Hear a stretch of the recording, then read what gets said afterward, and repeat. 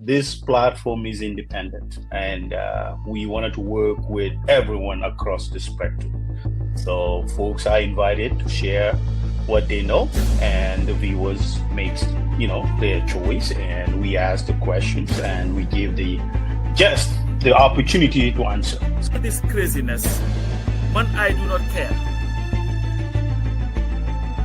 Why am I so anti-establishment? Because of what I've seen the establishment do to people. That's why I cannot be pro-establishment. Power is in the hands of the people. And it really did. What we all witnessed is the government, they knew that they're heading in the wrong direction. They knew Gambians are speaking in the same voice. What law in the books that says the government has power to come out and go after folks' private citizens' properties and demolish them because somehow the government interest? The only way that we can salvage our country is when everybody gets their hand dirty. Don't sit there with your expertise and just to procrastinate everything that people say or pontificate, what everybody says or does. Let's get our hands dirty.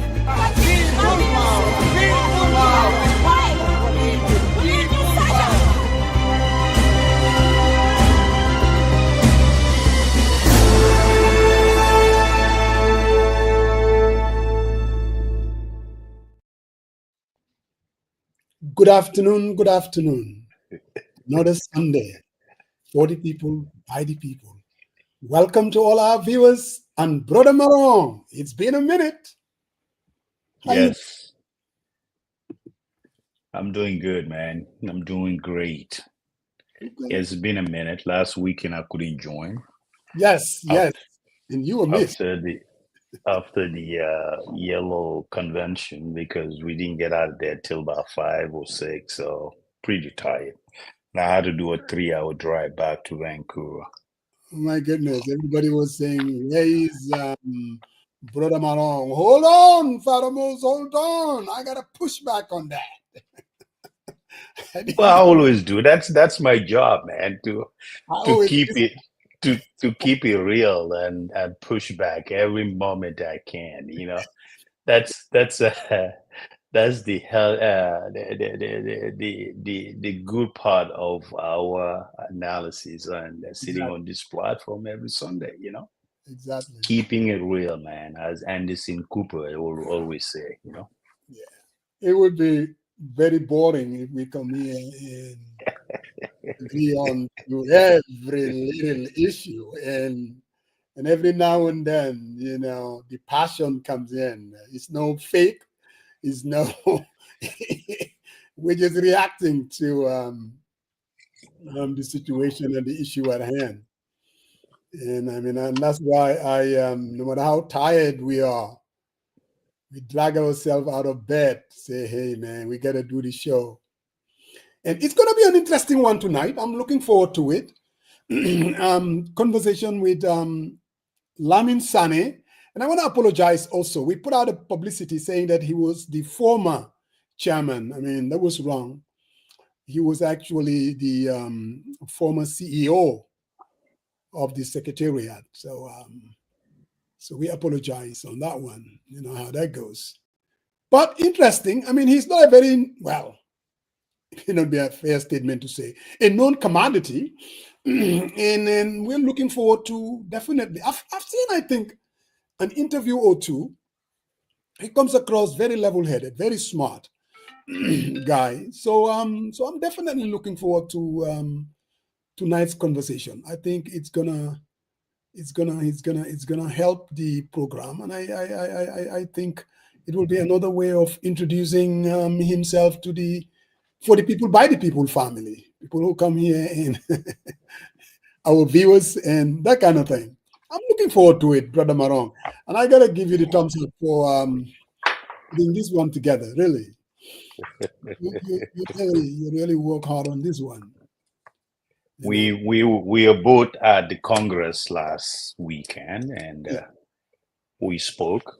I said, if you're not showing up on for the people by the people, you're messing up. You got to make that move and show up and talk to the diaspora. Right, right. There is no platform like for the people by the people where independent, divergent views are encouraged. Exactly. And he says, I tell you what, not this Sunday, but next Sunday, put me in. I'm all in. There you go. He's all in. He's going to be joining us later. But yeah, we had a few things last week, and Yellow was out there. They mobilized. They raised 111,000. Yeah, they did. Under the leadership of MB Kurbali and his team. They did a great job. And, Mayor Usman, Manjang, and all of them, folks came. I am, but Binta, my sister was there. Binta Bande too was there. And, Lana was represented then. Yeah, there were folks from Alaska, Canada, UK. Folks came, all over. But we're a lot of folks. We're still kind of disappointed. Nata Mas was there too. So Nata was there. That the convention, because initially I think Atlanta was going for it. And I guess UDP said, well, you know what, we're going to go to what we know. But I think they should also consider some of these communities, Seattle is not the only game in town. Atlanta would come out and we would have come out strong. I can tell you that. Yeah, last year Atlanta was there. We had one. So. No, we're talking about a big if you're talking about the nucleus, I mean the powerhouse of Yellow family, and it was nothing but Seattle. Believe me, they were out there. You see, like Republican conventions or Democratic convention. This year they'll be in Milwaukee, and next year they'll be in Charlotte. Another they'll be in Baton Rouge. So, but hopefully same concept. It's just that the muscling of resources and wherever. But hey, it came out great. There was pledges and yes, definitely. There you go, man. Definitely. Resource mobilization, and I saw a few things we were saying. Oh, MPP is one sponsor. I don't think. I think the brother is missing the point here. I think what individual donors, man. Everywhere is very, very powerful, especially if you don't believe in corporate power and the influence. So definitely that was good on people and. Great stuff, and so they had the mingling, and we made it as entertaining as possible. So it was good. Kasa was there too, and Ramatul. Alana was definitely represented. Ramatulai Fatajo was there too. So So I mean, Atabak came all the way from UK, in Germany. Okay. The other thing that I was going to say, I mean, I saw that Lamin Sanneh, and like you said, I mean, you can't compare individual donors, whether it's $5 to somebody who's just going to pull $1 million, because when everything is said and done, it's actually the number of individual donors, especially when it comes to a political activity, that makes the difference. You can contribute $1 million, I contribute $5. When it comes to electorally, you have one vote, I have one vote. So amassing different folks, collecting, contributions from them, that's the name of the game, especially when it comes to politics. So I think it's not about dollar for dollar. It's definitely not that. Interesting. But again, Sariang, today, of course, we're gonna get to the ads. And then we have some few birthdays out there, that we need to talk about. But let's go to the ads first and get that out of the way. Well, I don't want to say get it out of the way, because without it, if it wasn't for them, it will be very challenging for us to come here every Sunday. So they're here with us, and we thank them immensely. Let me get my caffeine then. Yes. Welcome to Kid Aisha Restaurant. We are located at 1460 Boston Road in the Bronx. We are open 7 days a week from 1 to 12 a.m. We serve Gambian food and American soul food on Wednesdays and Gambian food all 7 days. We do dine-in, we do takeout. We serve Chevy Yapa, we do Mafe, we do Plaza, we do Ebe every other day. We have Yasa Ganat with rice, super kanja with white rice and fufu. We serve a lot of delicious foods. For dinner, we do dibi, chicken dibi, penta, whole chicken.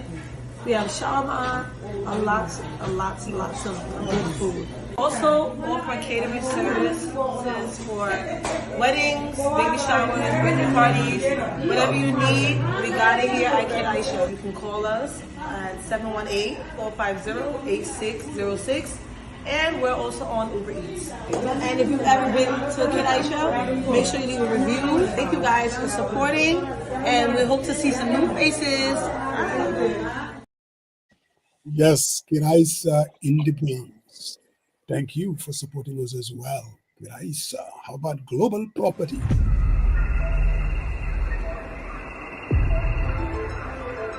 Welcome to the Gambia, a country with a rich tradition in tourism and a beacon for investors. Experience a nation committed to progress, a home where nature's beauty is matched by the warmth of its people. A nation that is fast-growing and developing, thriving for togetherness. At the heart of this development is the Global Properties, the Gambia's premier real estate developer. Introducing you to our latest property being developed, the Lakeview, an epitome of luxury and comfort. Whether you are looking for a residence or investment property, Lakeview is the ultimate option. The Gambia is not just a place to live, it's a place to thrive. Welcome home. Hey, getting ready for December or January heading to the Gambia? You know exactly who to call. Global Property. I mean, you can rent one of their apartments for a week or two right there at the Senegambia Strip, not too far from the ocean.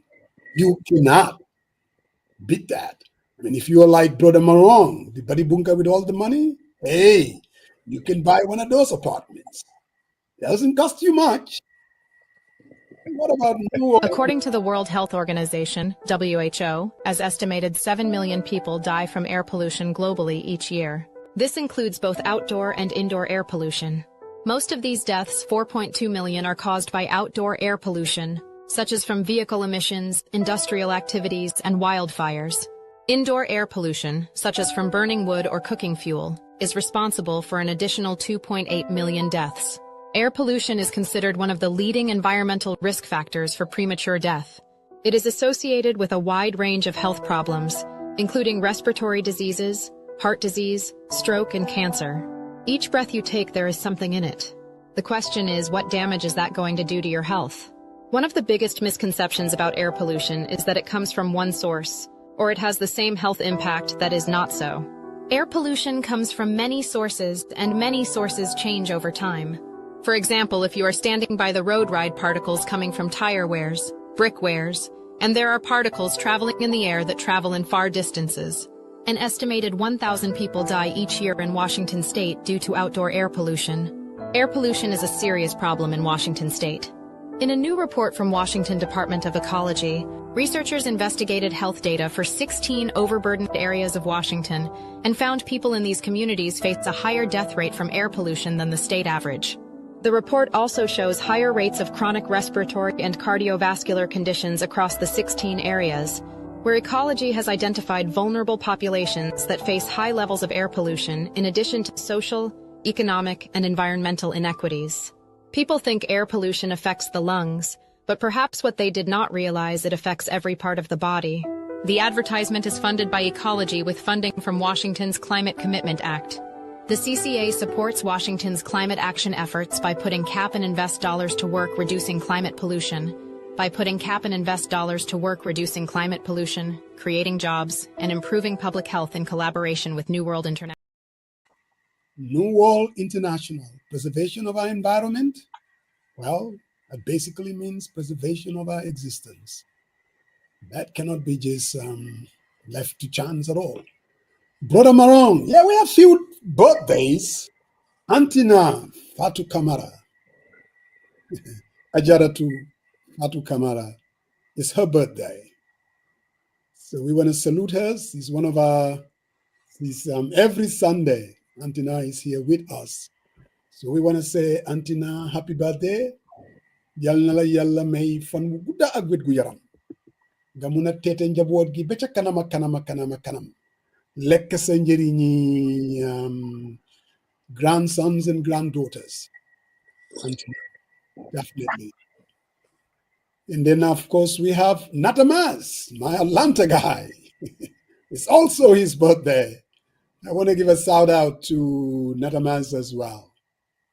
Brother Marong. Then I'm going to leave the best for last. And Brother Marong. Yeah, happy birthday to Auntie Fatu and Brother Natamas, man. Wishing all, long life, good health, and happiness. So yeah, may you all live longer and longer with good health and prosperity.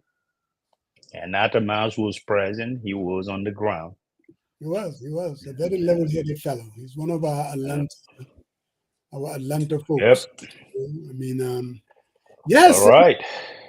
Who else but the United Democratic Party leader, Alhaji Usainu Numukunda Dabo? It was his birthday a couple of days ago. Was it yesterday? Yes, yesterday. It was yesterday. We definitely, a man that has done a lot for Gambia, and the reason why we are liberated, his contribution, his sacrifice has a lot to do with it. And Nunko Nyanal Yalla may ko wér ak wérle. All of you di wax lim nam ci Gambia yal na ko Yalla def.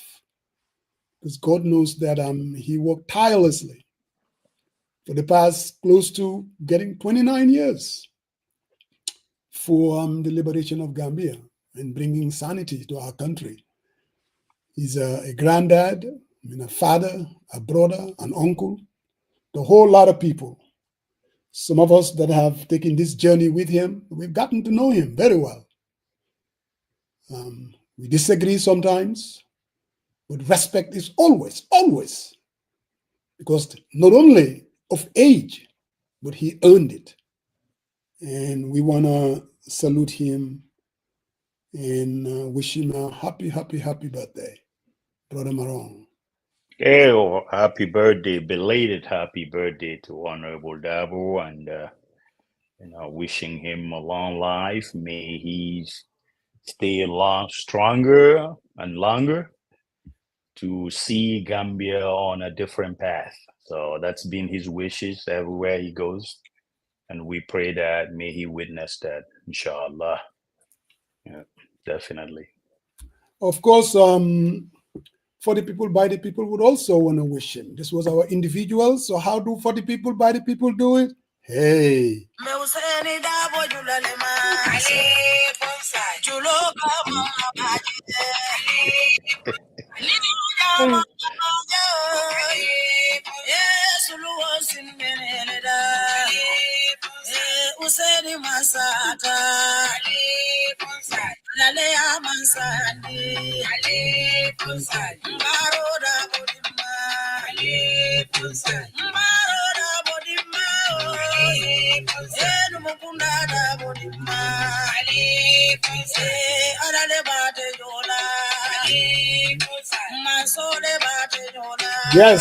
Yes. That was happy birthday from for the people, by the people. Yes. Alhaji Usainu Numukunda Dabo. God knows he deserved it. Brother Marong, I thought for the people, by the people, just to remind you, this is not the UDP Bantaba. That was very kind of you and very thoughtful of you. So Yeah, absolutely. as we always say, Yeah, yep. definitely. Yeah. So Brother Lamin Sanneh will be joining us in the next 7-8 minutes. But but Sariang, we also I guess if there was one thing that was out there was Sidin Jai's interview at coffee time. Mhm. So of course yesterday we saw the UDP's press conference addressing that very issue. So it's very, very unfortunate that our politics is still hijacked by individuals that always want to bring it to the lowest of the low. But that's where we are. And as we get close to 2026, it's going to even get worse. And that's unfortunate, brother Marong. Yeah, I watch it, I watch the response. Mm. I've also watched Yoro Jallo chastising Dr. Mani, and I was reading Ibrahim Silla, the minister, also somehow amplifying the voice of Mr. Yoro Jallo. Musa, if you think about the caliber in the name of Sidinjai, number one, what qualification does he have? Also, what does he offer Gambia? And I think these are fundamental questions when an individual sits on a platform. Mm-hmm. And last week you guys have your analysis about Peter and what went behind the scene and week prior and subsequently Sidinja came in, and I think we just all have to stand firm on conviction, right? Mm-hmm.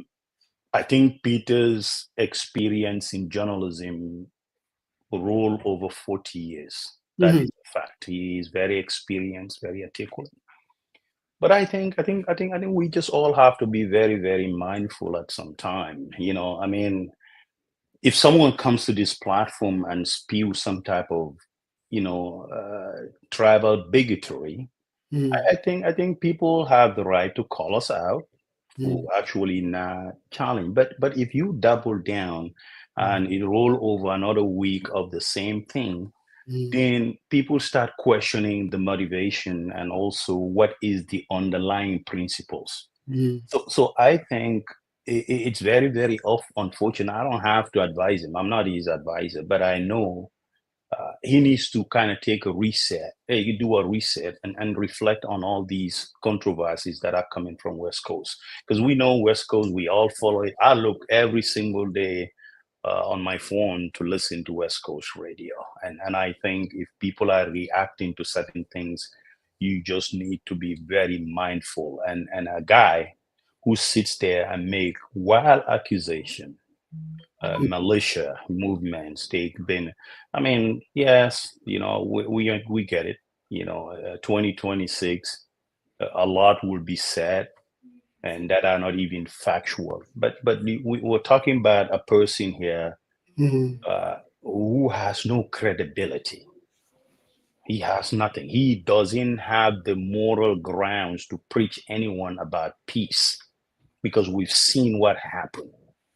Well, I understand politics is about realignment and all that stuff.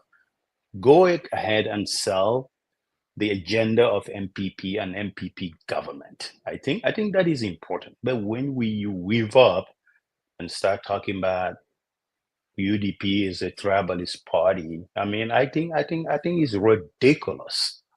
We all know, we know the people, the founders of UDP, they don't represent that. Every single day we're talking about, things that would build a new majority. A party should be able to emulate and build policies and structures that's going to attract new majority. That is consequential, but not sit down there and spew some garbage, this is someone who is an opportunist at every measure. What he could do is spew such garbage on a platform such as West Coast Radio, which a lot of people follow.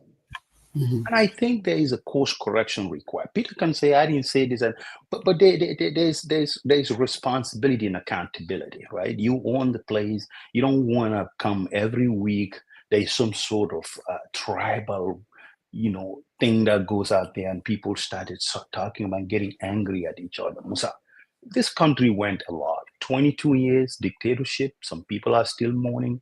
Some people wanted justice for their families. It hasn't come to fruition.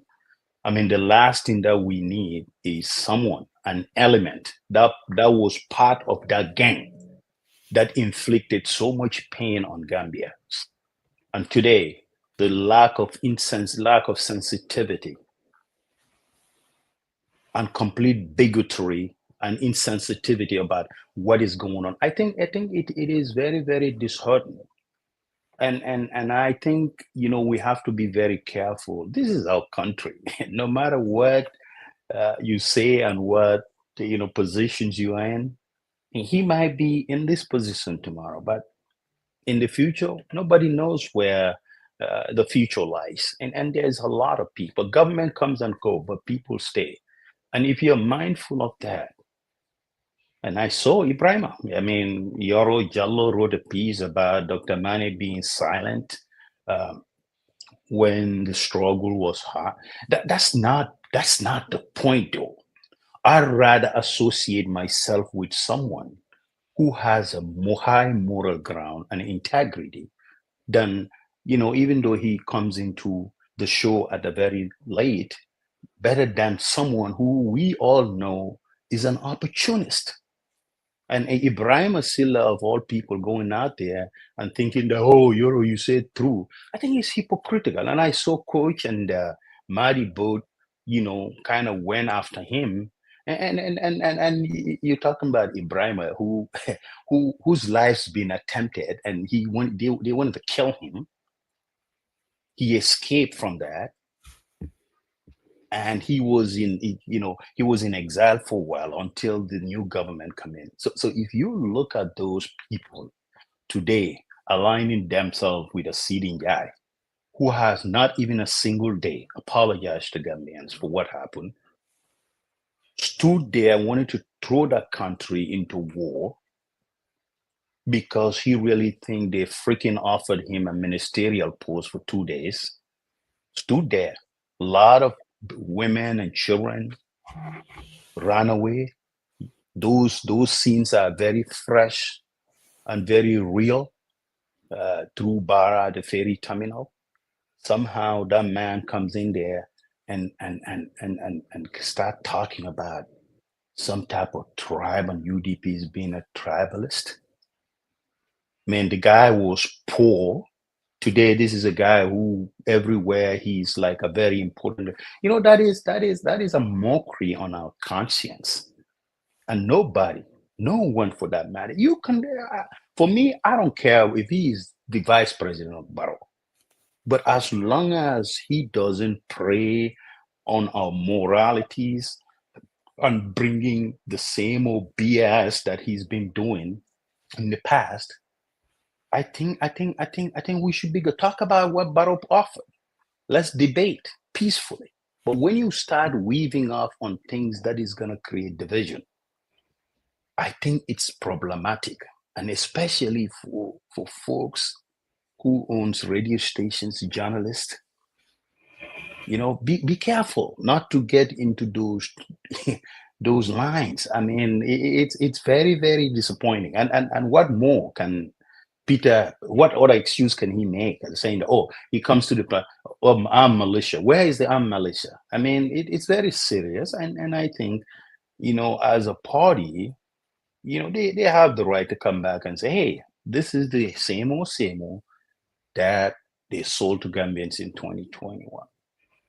That's not who we are. And even though I always say this to folks whose behavior doesn't align with UDP's principle, but who are on Facebook And every single thing that they say, they associate it with UDP. So I really, really think, and there's a lot of people who have been speaking against such behavior, and I really, really think Peter needs to kind of reset a little bit. There's absolutely, whoever comes in and wants to back this, there's absolutely no justification for such behavior. And if it's an, occurrence every single time, I think it becomes problematic, and people need to stand up and call him out for what it is.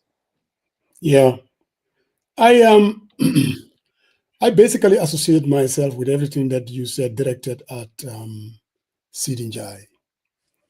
And all of us, we've been here. We know about Sidinjai very well. But for me, as we get closer to 2026, it's going to get even dirtier. Why did Sidinjai go to and have that interview and talk about that? That is the fundamental question. Why do politicians basically come out and talk about this tribal thing? Because they believe it works. Sidinjai went there purposely to say these things because they believe they won in 2021 because of that playbook. It's the low-hanging fruit that they are willing to use at every turn because they believe the main opposition party, that is the United Democratic Party, the moment the issue becomes cultural issues and about tribalism, UDP would lose. The question is, why would they fall for that? Why would they take the bait? Why? There are a lot of things that people want to talk about. Don't amplify that ridiculousness. This is not the first time. It's not going to be the last time. And you can listen to Sidinjai and you think, well, you know what? The only reason why he's saying that, because he's a non-Mandinka, that's why he's saying that. Oh, Sidinjai is a tribalist. Oh, yeah, he's definitely a tribalist. But that's not the only motivation. There are even Mandinkas that will use it to exploit it. And that tells you how opportunistic our people are. They don't believe in it because they believe it will win them elections. You see, let's go back to Dembo by force. This is someone who was on the receiving end, being accused of tribalism. UDP is a tribal party. At him. But when it became convenient, he used those same words against the party that he basically served for 15, 20 years. The man was able to use it because he thinks, Li Munanyo win law election. So for me, if I'm to advise the United Democratic Party, and it's unfortunate, I will not give it the time of day.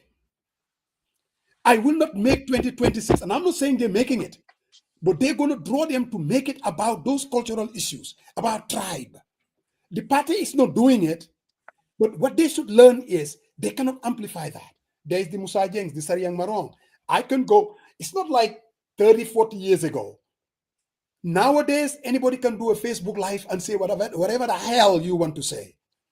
People can go to WhatsApp groups and say whatever the hell they want to say about this tribal politics because they want it to be about that. They don't believe in it, but they think it can win them votes. If I'm the United Democratic Party, and I know that, if I'm the United Democratic Party, and I know that these people use this, the lowest of the low, Sidinjai is a snake. Sidinjai knows that if the NPP loses the elections, he's a nobody. The guy couldn't even win in Nyanija. He became deputy speaker because of he was handpicked by Barrow. So losing the election becomes what? It's a life and death for him. The tribal remark, and these people are the lowest of the low. I totally agree. I associate myself with everything that you have said.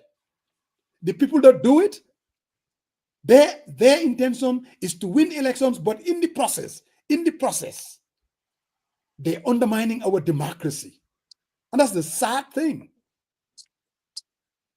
Bringing me to what Yorojalo said, just to add, nobody knows what Dr. Mani did or did not do during the 22 years of the struggle. Yoro Hamuko, Kenen and Kenen Hamuko, there were a lot of people doing different things in different ways. The question is not what you have done that people are not aware of, but where were you in enabling what was happening? That's the difference. There were people who are out there. I mean, even the Quran, they say that. So I mean, I think that's Sajeng is the wrong person to be quoting the Quran here. At least miracle. But these were people that participated. Jame will kill, they will legitimize it. Jame will trample on people's rights, they will legitimize it. These were the enablers. Dr. Mane wasn't the enabler. Dr. Mane was not out there. Whatever he did or did not do, even what you said, maybe he came late to the struggle. That is according to Sariang Maron and according to Musa Jeng. But nobody knows what the man was doing. I think Batambedu even said that at one time. A lot of people thought when Ba was given this job that this guy hasn't done a thing. These people were there enjoying their cozy jobs. Look, the struggle, different peoples were doing different things. And that to me is the honest to God truth. You have the Usainu Dabos, the OJ Jalos on the ground doing their thing. You have the Seriang Marong, the Pasambas doing their thing. When President Jawara came to Atlanta, I remember him basically saying, there are things you guys are the only ones that can do it because we're in the lion's den. That doesn't mean that you're gonna bolt or you're gonna, no. It was about our location. So So I think it is very unfair. What Sidinjai did was tribal. What Sidinjai did was the law of the lowest. And Dr. Mane came and called him out and said, look, this guy, he has no, forget about authority, decency, to even be calling people out. Not Sidinjai. But again, Brother Marong, like I said, 2026 cannot be about tribal politics. Bilahi. So Musa, I wanna take you on this one because I think I disagree with you slightly. A non-entity who is very polarizing, the most disliked politician in the entire Gambia, came on a platform and spewed garbage and accused a political party. We've been through this before, but I think it's their right to stand up, especially if it's not true. We should challenge folks. I don't buy off that they should ignore. This was something that they labeled them. Go look at the comments. My own good friend, Bas, no, just for your sake. You said y'all. I don't know what that is. Who you're labeling. I don't know that. But I can tell you, I am on the record, and a lot of people are on the record to challenge Sabali. And I have never had any connection with Sabali. So I think trying to equate these things, I think it's very unfortunate. People are not standing up to dismiss or denounce such pronouncement, but trying to play this thing, no, we have to address it head on. Why do you have to be scared not to address it? I don't think there is a loose. There are people in that country.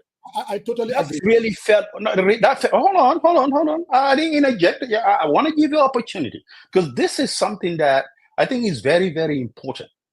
Someone, they wanted to characterize it as, whoa, tribalist part. It's not true, Musa. We all know that. And I'm willing to have a debate with anyone for them to justify. The man also said they have Melissa, they have guns. So somehow people should say, oh, no. Oh, we should not fall for it. No, we should challenge. That notion, it's not a loose cause. We should have an honest debate, an honest conversation about this issue. Sarian, Bilahi, I absolutely agree with you. I absolutely agree with you. Now, what Sidinjai said was a lie. This is not ancient history. There was no armed militia. There was nothing like that. But go back to the 2021 elections.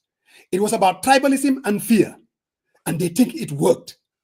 I'm not talking about that they should just totally ignore it. But I'm going to tell you where the focus is.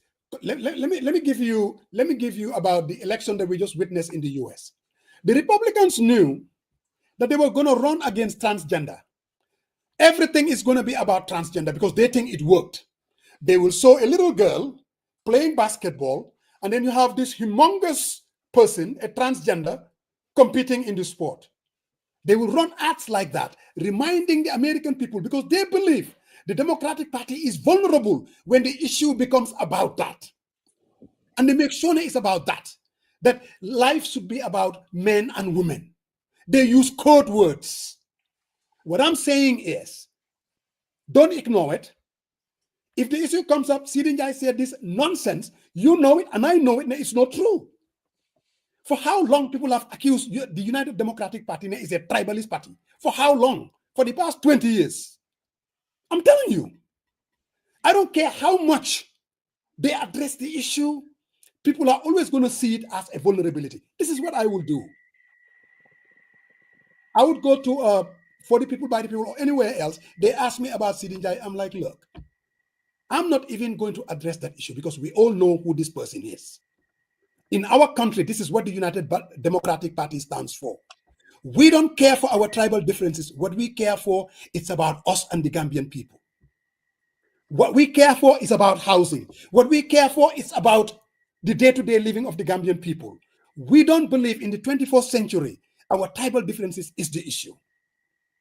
I am not going to touch it, and I'm not going to talk about it. I'm not going to get into this politics of falling for it. Like, let's say, for instance, foreigners should not vote in our elections. I'm not going to be talking like that because that's what they want to hear. Then they will turn it on its head. Nobody said that though, Musa. You know, I mean, you're conflicting issues here. And you know, let's call things as it is. Dr. Mane addressed the issue and he addressed the bread and butter issue. And I don't know, I mean, this is an issue that is haunting, and this is something that I honestly think they need to address. We're saying the same thing. It needs to be addressed. The question is, how do you address it? I'm telling you, I am absolutely agree with you. Man, I am the person who believes that this rapid response, if somebody says something, you want to come and set the record straight. But what I'm saying is, this thing has been going on for years, and they want to use it and make the 2026 elections about that. What we cannot allow the 2026 elections to be is not about that. At every turn, our strategy should be about, we cannot make it about that. Now, how do you do that? You said, look, man, I don't have a problem with, because of course, UDP, they're in the know. There is a reason why they came and had a press conference and everybody to show their diversity. UDP is diverse. We know that. That's absolutely not. These people are going to use it. The question is, how will they respond to make sure they're not going to elevate this issue? Because send elections be, I'm telling you, they want it to be about the 2021 elections. Fear and tribal differences. Yeah. If I'm the opposition, I don't want it to be about that because it should not be about that. That's all I'm saying, Sarian. I don't think that we're too far apart. It's a question. Yeah, well, I think the fact, you know, that somehow I'm a little confused on your transitioning. Yes, you should, but if you make a wild and outlandish accusation, you went up to a point on a radio station. This man didn't menace his words at all. No. He said what he meant. Yes. Yes, there's politics into it, but I also think they did not go. Dr. Mane didn't go to coffee time to respond him. They set up a press conference. Out of that press conference, the representation showed the real diversity in UDP. And we can say but I think that itself symbolized the power of the message. And I think everybody, it's not all sound bites. It's the representation.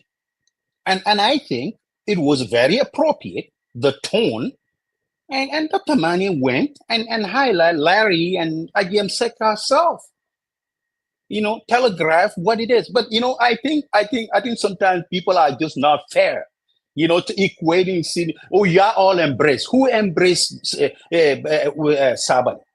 He was part of UDP. I'm never part of that Kabudo. I'm never, because I knew You're not. What he did today. I was not surprised that he was gonna.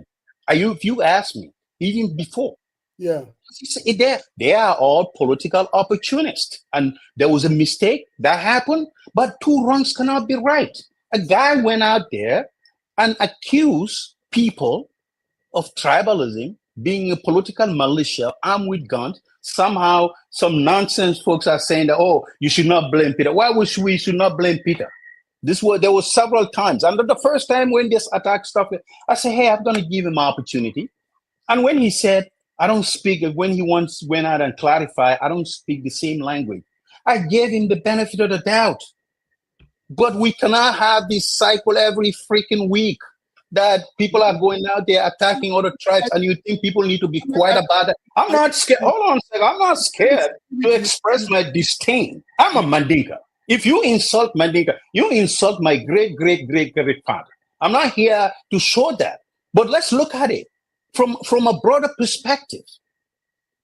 Let's look at it. We got to stop this nonsense, Musa. Nobody comes in here and pick another and insult them. Don't insult people. Period. And we'll live in coexistence. That's the truth. Fu dega amud, dego do am. And unless and until we come to fruition and adjust ourselves to this, we will talk about it. We're not scared to talk about this thing, though. You see what I'm saying? Sarian, you are a Mandinka and you are disgusted. I'm not a Mandinka and I'm equally disgusted. It's not about being a Mandinka or not being a Mandinka. There are Mandinkas within the NPP. They will not lose sleep over it.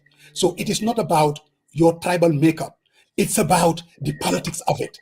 And again, where I disagree with you know what? I think this is where I'm gonna get away from this. You tend to measure everything. I think if you cannot stand up and say somehow the politics, politics is that. You know what? If UDP stood up and talk about it and push against this notion, I'll be very happy even if they lose elections in the future.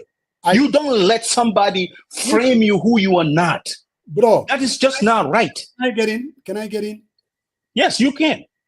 I am somebody who believes when somebody said something about you, you come and set the record straight. What I'm telling you, this thing has been going on for a long time because they think it's a soft underbelly for the party. And it is going to be their go-to, whether you are a Mandinka or you are not. They will utilize the tool because they believe it wins them votes. It's the lowest of the low. So what? None. What I'm saying. So what?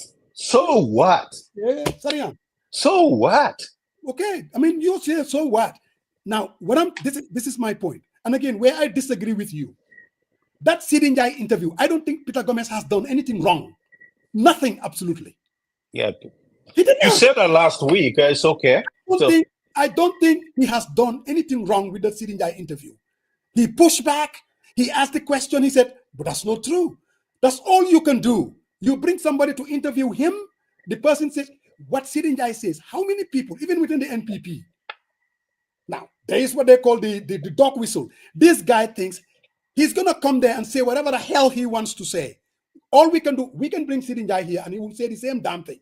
We will push at him. Oh, you bring him over here, man. You're going to interview him. I'm not sitting with a nonsense guy, a low energy guy who has absolutely nothing to offer Gambia, just to set that country on fire. When we start, because Mantami, we are all in this business. When we start blaming people for interviewing somebody and saying, and the person comes and say the things that they say, then you want to say, oh, it's Peter Gomez's fault. No, Musa, that is different though. I mean, hold on. You and I had this, I want to be honest here. Don't paint me who I am not. You and I had this hold on a second. Hold on. You tend to, hold on. I said this and I took pride in saying that. And I can justify, even if Peter calls me for an interview, I will tell him my rationale and reasoning. When attack stuff came in, attack said what he said. The social media was set on fire. I said, you know what? I don't think Peter has a stake in this. And when he came in, he responded. It was with anger and resentment. We all listened to it, but it didn't move me a bit. I want to give him an opportunity. When he came in, he says, that's not what I meant. But a week, 2 weeks later, we're in the same conversation again. Same old, same old. Same old, same old. Musa, that is now what you want to win that country. And he has a first-hand knowledge, these challenges and struggle of that company. We could do better. And that's where I said, and I stand firm that he could do better. He's been in the journalism business for a long time. We cannot cycle back every 2 weeks. And I would just said he's ready to go. But after that, I would be more than happy to have this conversation. No, I don't think we are far apart. We're all disgusted because we don't want our politics to really come down to our tribal differences. Because I don't think that's where it is. What I do believe that people are trying to exploit it to win votes. And again, when you form a political party and you said, I have policies and programs, you spend 25 to 30 years. We just celebrated Mr. Dabo's birthday. He sacrificed everything to liberate this country and to bring a different Gambia. I'm not going to allow some non-entity to want to drag the issue and make it what he wants it to be. All I'm saying is this. We can all be emotional about it. If you accuse everybody of being mean, you're the only reasonable guy on the surface of this earth. But when someone wants to set fire in a country about tribal bullshit, I think we need to stand and speak out of it. You accuse everyone. Who has to come here? You are being emotional. I take pride if someone, hold on a second, I'm just responding to what you're saying. The way you are disgusted is the same way that I am disgusted. But why are you calling people names and titles? People have the right to be emotional about it. You just said Usainu sacrificed for 29 years. And this guy, we know him. He was with Jammeh. He even went to Equatorial Guinea. Yes. Now, to me, all I'm saying is... So you are here blaming emotion. This has been a freaking word on this platform. Every time people challenge you, you come and say, oh, you're being... Why wouldn't people be... They're passionate about it. I care about Gambia. That's why I wake up at 8 a.m. in the morning to talk about this issue. I don't sit here because of something else, but because of the love of the country. You can't do. I'm telling you, Mahdi, or last time Mahdi telegraphed this to you. Do not continue to call people your emotions. We speak, and I am not telling you behind the scene or whatever I say on this platform. I'm very comfortable to say it privately. I'm not scared to say that. Yes. What is your point? I'm trying to listen. What I'm saying is, we're on the same side. But when you say things like, I don't take things. When you say that I am a Mandinka, what does that mean? I'm a Mandinka. No. I'm not going to apologize to it. I am a Mandinka. I am a Mandinka, Musa. Oh, Sarian, Bilahi, I know that. The issue is not okay. Mandinka. I just want to make sure that's clear. Let me finish this. You are disgusted, not because you are a Mandinka. You are disgusted because you know that decent people do not do that. It has nothing to do with whether you are a Mandinka or not. It doesn't matter though. What I said that because I'm trying to make a point, Musa. But you are saying, oh, you cannot say that. I am who I am. You sit here, you said, I'm a fana. There's nothing wrong with that, right? It's okay. Look, it's okay. I'm not trying to justify that. I'm trying to make a point. My point is not whether I'm a fana or I'm a this. To me, that's not the issue. The issue is this. You have people that are slimy and they've been using this time immemorial because they think it's going to win them votes. And yes, any decent Gambian should speak against it. But when everything is said and done, all I'm saying is this. The elections of 2026 cannot be fought on tribal politics and fear. Because if we do, we will lose. That's all I'm saying. It's a question of approach. I think we all need to be careful what we say. Our words have consequences. and it can divide Gambia. And that's all I'm saying. I agree. My tribe, everyone knows it. I'm wrong. I mean, nobody. But you know that's not the fact. I don't say when my family goes to the market. They don't say that, right? But I think sometimes we tend to get things missed in the translation. This is not about being emotional and all, because we need to address we know this guy, what he's up to. He's not up to no good. That is the truth. And I agree. And he is the most polarized figure in the entire Gambia. Yeah. I don't know what political sway that man has, right? But when he comes in, I think we all want to set the record straight. But somehow we need to say, oh, we're gonna ignore it. We ignore it in 2021. It didn't work out. I think it's okay to address it. When you address it, you move on. I think that is key here. And I think that's what they did. I'm not saying not to address it. It's how you address it, and don't make 2026 about that. Because if you make it about that, I'm not I think you are missing missing the point, Musa. Statements, I make my statements. So yeah. Pop Number. Yeah, I greetings to everybody. You know, I cannot skip this. I wasn't going to come at all.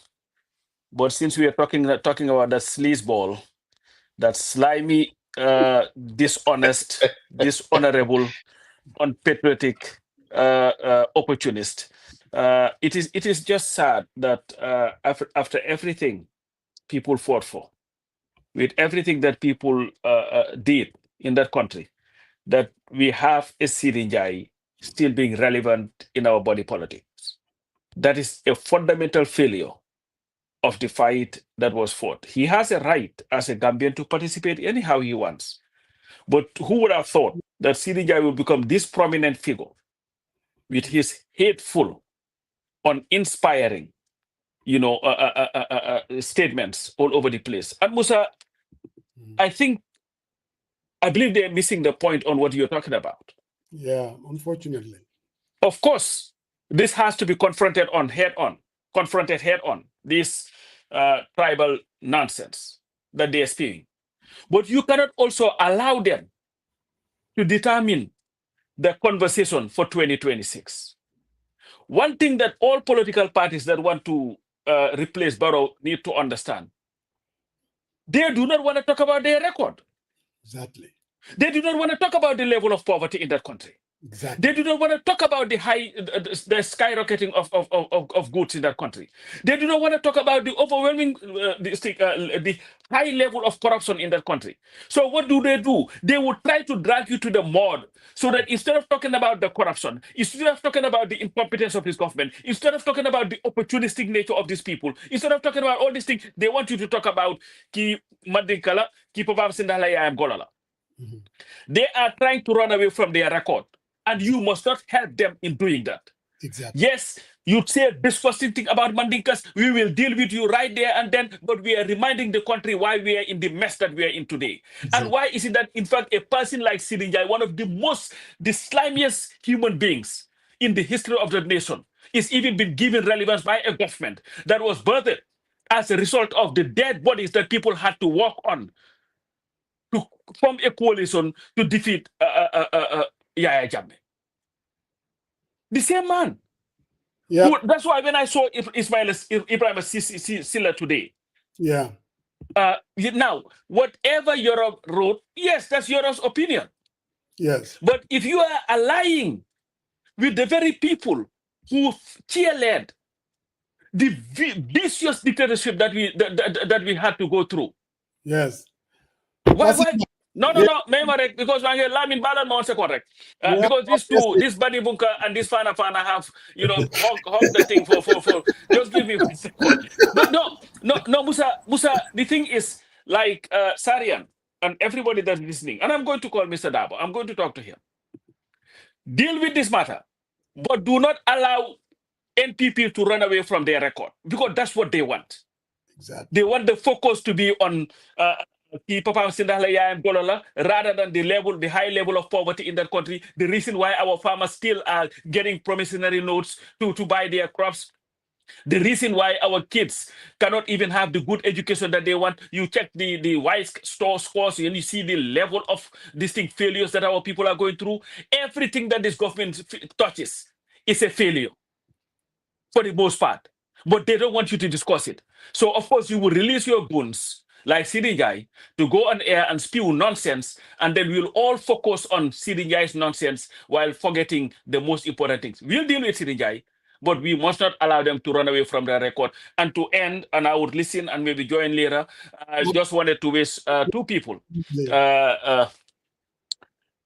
Fatu's mom, Banka's mother-in-law, Fatu, a very, very happy birthday. Today is her birthday. She is a loyal follower of this program. And then, of course, am I on? You're on, but our guest is... You guys are not hearing me. Our guest is here, so you are on. We can hear you. I'm going to kick you out. So the last thing I was going to say, also to wish Natamas, the guy who I have to praise for raising my boy's political antenna pata higher. Nata, happy birthday. Yafatu Yowit, happy birthday to you. And Lamin, thank you very much for joining us. And listen, and maybe from time to time I will come in. But thank you, guys. All right, Pap Samba. All right, Pap Samba. And Lamin, I'm sure you're witnessing Sariang and I going back and forth. We do that every week. We gotta get the blood pressure going. If you underneath, we're all saying the same thing. It's a question of what tool would you pull out of the toolbox to deal with this issue. So again, welcome, Lamin, to the 40 people. Come on, man. Thank you, Musa, and thank you, Coach, and Sarah for the invitation. I know he has been long overdue. Nyang tried a couple of times. It was not possible, but then I know at least. But then when we shake hands, we have that farm handshake, and I say, my Kiankaga man here, what we're gonna do, man, about for the people, by the people. So and thank you. And I want to join Coach to wish my auntie Panjai happy birthday. All right. And my uncle Nata, because Nata and my mom come from the same village. So I knew him for a long time. So wish them happy birthday and long life and security in life. And Musa, thanks for the invitation. Oh, absolutely. I mean, we always wanted to bring you to 40 people by the people. And you will not believe this. I mean, I have this friend of mine here in Atlanta. I mean, he's a Lamin Sanneh guy. He keeps telling me, money you Lamin Sanneh la ñoo wat. Don't go into this program. This guy, he's one of the potential. I'm like, potential what? So here you are, and we're going to talk about, obviously, the days of the OIC. And I think a whole lot of people didn't know much about you and your resume. But I'll allow my man, Sariang, is going to run with this one, and then I will just follow suit. Brother Marong. Yes, sir. Mr. Sanneh, thank you very much to come in on the program. As I said, last weekend we met in Seattle. You said you're going to come on, and obviously you showed up, and we appreciate that. As Musa said, a lot of people don't know who Lamin Sanneh is. And every time we say Lamin Sanneh, they associate you with OIC. So if you could give us a short intro, both personal and professional background for the viewers to know. Yeah. Thank you, Sarian. I was born and bred in Banjul. I always say I'm Banjul, I'm Kianga, I'm Badibunka, but I spent the greater part of my life in Banjul. I went to Albion School, and I became the head boy, did my common entrance, spent a year in Muslim high school. My father thought that, no, this guy has to go out. So I was sent to Sierra Leone to a boarding school until the war started in Liberia from 3, from 4. I came to Gambia High School, did my O-levels, went to St. Augustine's, did my A-levels, and I left for England to do my banking program and my second degree and my MBA. I completed in 2000, came home in 2001, and I was part of the team that set up the Gambia Tourism Authority. in 2001. And we built the GTA from nothing. And when I joined the team, I think the DG was there, Habib Drame, and Binta Job was hired as PA to the DG, and I came in as the finance and admin manager. So I had to build the institution from scratch, from the finance policies and the HR manuals and all the rest. So we started the GTA. We worked to make sure that the GTA was independent, because at the time the government subvents most of the parastatals, especially the newly established ones. But we realized that we had an opportunity to raise revenues to support the tourism product. And I implemented the tourism levy, which was what was collected at the airport, and I supervised that operation for 2 years. From those proceeds, we did the street lights. If you see the street light from Caraba Avenue all the way to the airport Johnson, was partially funded by us from the GTA revenues. We did the craft markets, the bridges and stuff. So we did quite a lot in terms of investment from the revenues that we generated. And Stanchart came calling. So, Lamin, some of them said your voice is lower. So if you could increase your volume a little bit, that would be good. Okay, let me see. All right, I have a bit of a cold. You know, the weather changes from Dubai to here, and I've been traveling internally, so different time zones. So I developed a cold over the weekend. So yes, so I spent 2 years with the GTA. Then I moved to Standard Chartered Gambia, where I started as a credit analyst. Then went into portfolio management. Then went to treasury, and I had opportunity to go to Stanchart Ghana, then Stanchart Nigeria. Then I was hired by ETI, the parent company of EcoBank in Togo, where I spent 7 years. I worked in Sierra Leone, and I was responsible for the tourism products for the 18 countries at the time, before EcoBank expanded to East and Southern Africa.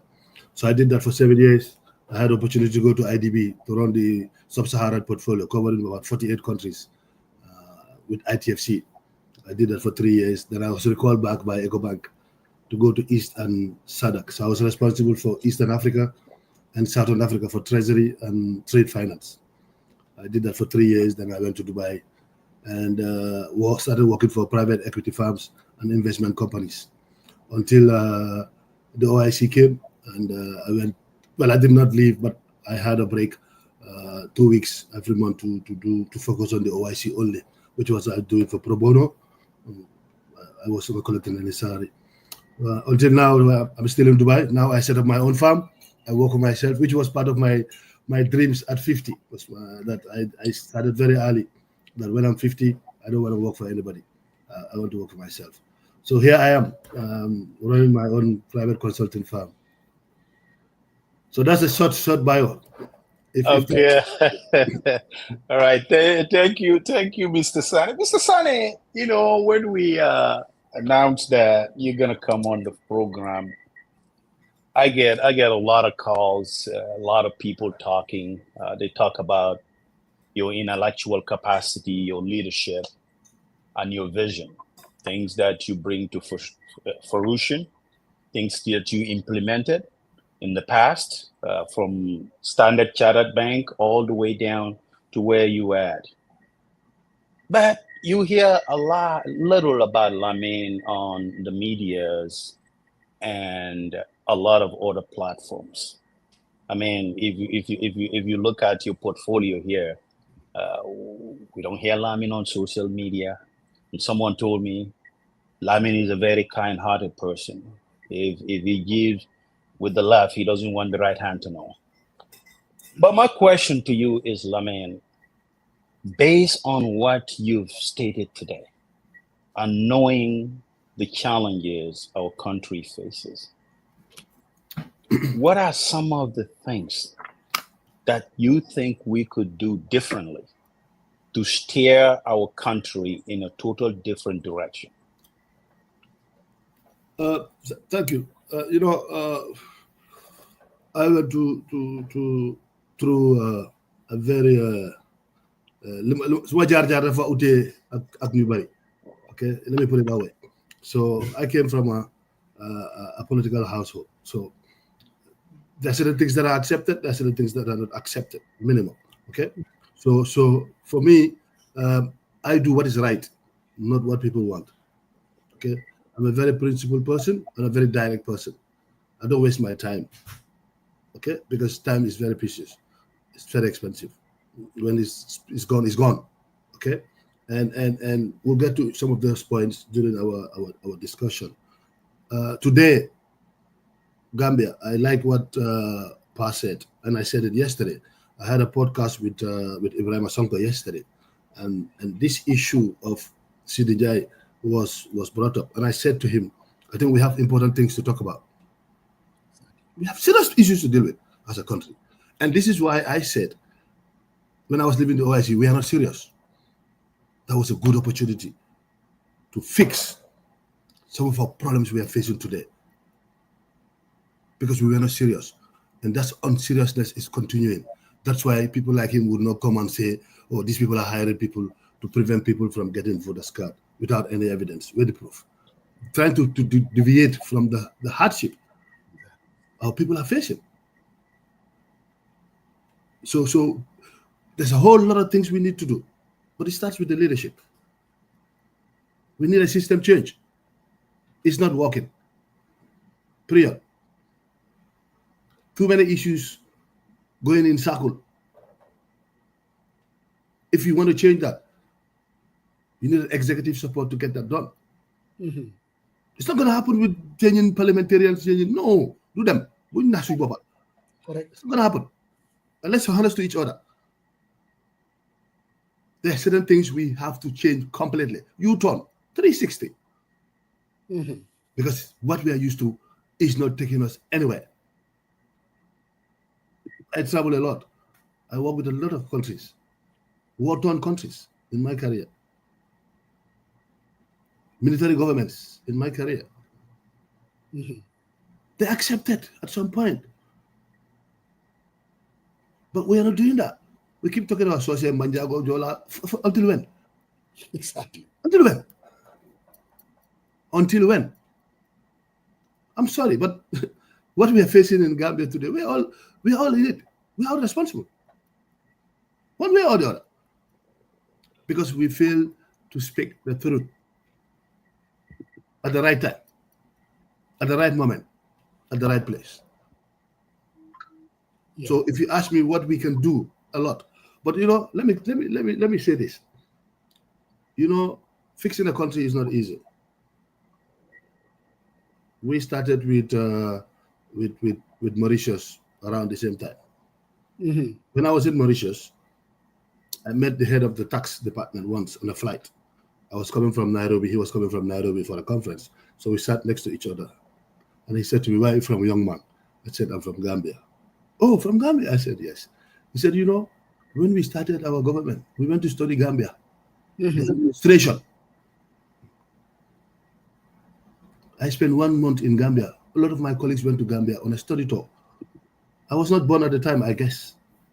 Mm-hmm. But where is Mauritius today? And where is Gambia? Exactly. Singapore. We started around the same time. Small island like Gambia. They had no gold, no diamond, no oil, no nothing.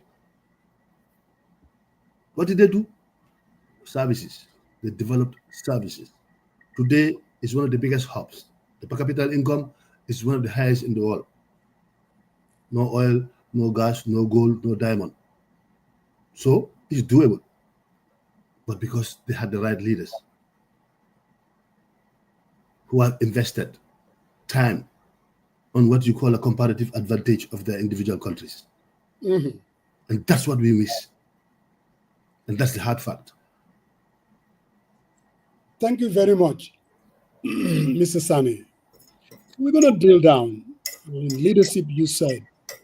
I want to go back to the OIC. Mr. Sanneh, for almost 22 years, we were under dictatorship. People were being killed. People were sent out of their country. Gambia was pretty much a failed state. In 2016, we came together and we sent the dictator packing. So we had a lot of things to do to set straight. But somehow there was a legacy from President Jammeh with his, you know how he is, these big ideas that we need to have an OIC. So I'm thinking, and I'm assuming, and you can tell me whether I'm wrong, that the concept itself, organizing Islamic conference in the Gambia, came from Jammeh. Yes, correct. Looking back, and in 2016, we sent him packing. 2017, 2018, we had a lot of things going. But somehow we decided that, you know what, let's pick up this legacy from Jammeh and try to organize a conference. Looking back, do you think, was that the right decision for us to make? That we invested so much energy to something like that? A country that was pretty much at the precipice of a failed state? Was this a priority, Mr. CEO Sanneh? Thank you, Musa. Thank you. You're absolutely right. The pitch for hosting was done in April 2016 from the records I got when I took over the assignment. And it was done in Turkey. Turkey at the time were the chair. And they were supposed to hand over 2018, 2019. Okay? And Jammeh pitch. And from my interaction with the secretariat in Jeddah and the Turkish team, in that process, the OIC has decided that they're going to regionalize the conferences. So it was Africa's turn. And from what I was told, Jammeh was the only one who pitched from the African team. So automatically it went to Gambia. Okay. So that's how Gambia got the ticket to host. Okay. Now, whether it was the right thing to do after post-Jammeh, that's within that short period of time, and whether it was not the right thing, personally, I would say it's the right thing to do for good reasons. So which I will delve into. Okay. Now, when Jammeh left, we were bankrupt automatically, no issues. If the French did not come in with the 50 million euros for budget support, we would have struggled as a government at the time, because we are all behind that government at that point in time. We were part of it. Okay. And we cannot say we were not part of it. I'll be very honest with that. I supported, I did a lot of things in the background that people don't know, but I'm not here to talk about that. But let's look at this thing, Musa. So you coming from zero. Okay, I'm a numbers person, so allow me to that's my specialty. Okay. You're coming from zero. So you have an opportunity to get 100 minimum. And you can use that 100 to improve your water system that was dilapidated. Your energy, the grid was bad. NAWEC was producing, and they were losing about 24 to 26% of the power through the weakness of the grid. So you have 10 million that you can put into that. Then you have an opportunity to improve the hospitals, the Serekunda Hospital to referral, and build a new A&E in Banjul, 3-4-story building. Okay. Now you have an opportunity to have a new product on your tourism basket conference center, international conference center, that will help you host conferences throughout the year. The trickle-down effect of that is you now have access to traffic. You can go and attract airlines to come to Gambia. Traveling to Gambia will become easy because from London to Banjul is 5 hours, 45 minutes max. From London to Banjul to New York is about 6 hours, 15 minutes, correct? Then you have the Atlantic Ocean, which is wide open. You can bring in tourism boats and stuff like that. People will come for conferences. Now, at that point in time, for me, it was a good thing to do if we can pull these objectives, and by the time of the conference, we have all these things in place. Yes, it would have added much more to the GDP, would create jobs, because you have people coming to Gambia, because driver liver or something on the side. Absolutely. So there will be economic activity that will change the landscape of Gambia at that point. And that was why I took the job. So I listened to you very carefully. You're basically justifying that these are the upside for organizing something like this. But for me, my question was more of, I get that, the timing of it. Let's say, for instance, they recruited somebody like you, somebody who can mobilize resources, somebody who can go out there and bring in the money. And you're talking about post-Jammeh, when the whole world were focused on Gambia, saying, wow, small Gambia, how were they able to do it? So there was a lot of sympathy. Correct. So the point is, first of all, how were you recruited? And also, couldn't they have recruited you not basically to organize a conference? Because you're saying we needed to organize the conference because of NAWEC. Organize the conference to bring in resources to do this. Organize the conference to do A, B, C, D, E, F.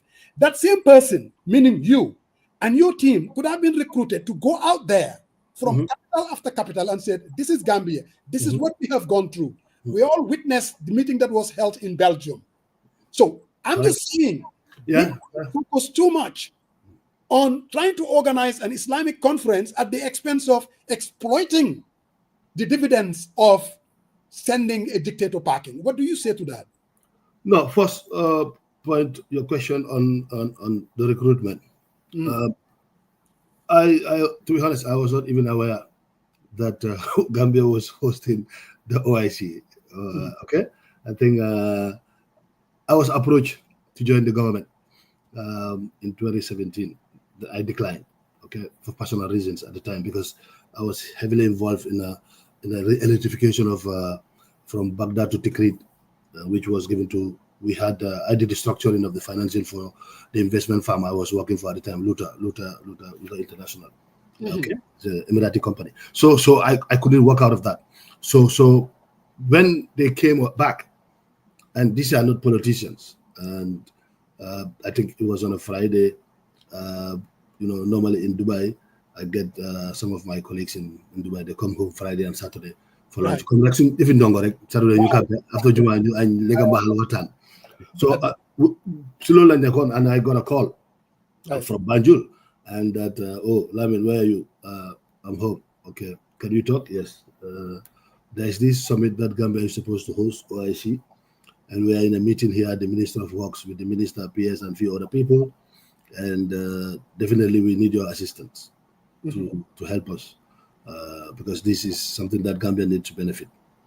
And I said, of course, yes, I know OIC. I spent 3 years in Saudi working for IDB, which is part of the OIC group, because IDB is owned by the OIC member countries. So I know the structure and I know the governance structure very well.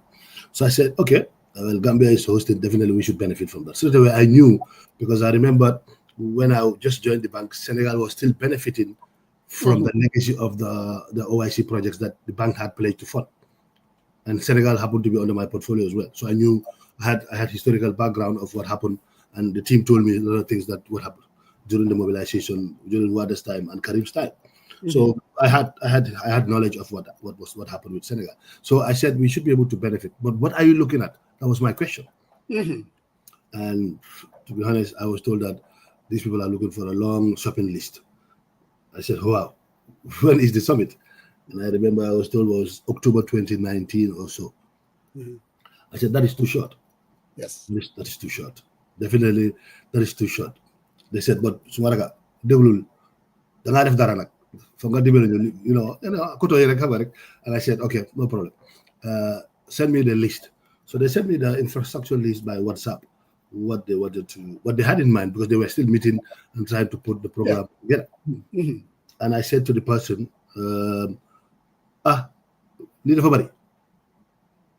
And he said, well, second Lamin, how we can put this together. I said, okay, you know what? Today is Saturday. I'm going to Baghdad on Sunday. I'll try and do something. By the time I land in Baghdad, I'll send you a framework that you look. If you like it, then I can develop it and then complete it into a full framework. So on Sunday evening, I sent the framework to this gentleman. I think he happened to go see the president. And the president said, this is what we are looking for, because my team around here have been talking about this thing, but nobody came with anything. This guy really understands this business. So let's talk to him. So I came home. I went to the Tough Africa Summit that December. I was sitting at the back, and I think the president said, oh, the diaspora people are here. Can they come and say hello? No, you got that. Right. My toxic out. One marks my friend, Basiru Alajige. And Uncle backstory, I remember, walked to me, Lamin. I said, Jogal, so you if you Nobu, everybody celebrates you. Why so if you can do legis? Kai, do what President Munanga Nuko. And I said to him, but me, I'm not diaspora. Yeah. I was transferred part of my work, I have Gambian passport. So any country I go to, I get a settlement. So I'm not diaspora. I live here. No. Jogal. So I walk to the podium. So when I approached the president, I had Alagis telling him that, this is Lamin Sanneh. So we shook hands. He said, Lamin, I want to see you. I said yes. And he told me he wants to see me and Sarian's uncle at the time. He was there as well, Mr. Uncle Karamotu Sanko. So the president told me, I want to see you, and I want to see Karamo also. I said to him, I'm going to see you, president. So if you invite me, I will come. Right. So I walked off and I went back to my seat. 2 days after I was called to State House, I went and we had about 1 hour, 30 minutes or so discussion. And he insisted that, look, Lamin, I know and I understand your position, but we need your intervention. I said, yes, I have volunteered to do my best. I'll pay my own ticket to go look for money for Gambia, but I cannot come. So get somebody to do it. I will support that person from a distance. I'll travel with him at my own cost. Because I live in Dubai, then I was in Mauritius, so I can travel because it's not far. He said, no, we want you to come. I said, okay. Then I left the office, but a small number of calls in the office, but again, just to show you, at that point, he was completely in, said, look, Lamin, you or nobody. He made it very clear. And I think he took his time to talk to people who knew me, to talk to me, my uncle, my mom. I'm going to feel Gambian to convince me. And when I went back 2 days after for a second meeting, then I said to him, you know what? What I can do is I'll seek for technical assistance from my boss at no cost to Gambia. Because you don't have money. We're going to look for money. And that money is for projects, not for salary. So I don't want to be paid. I will do it for free. He said, you sure? I said, yes, I don't worry.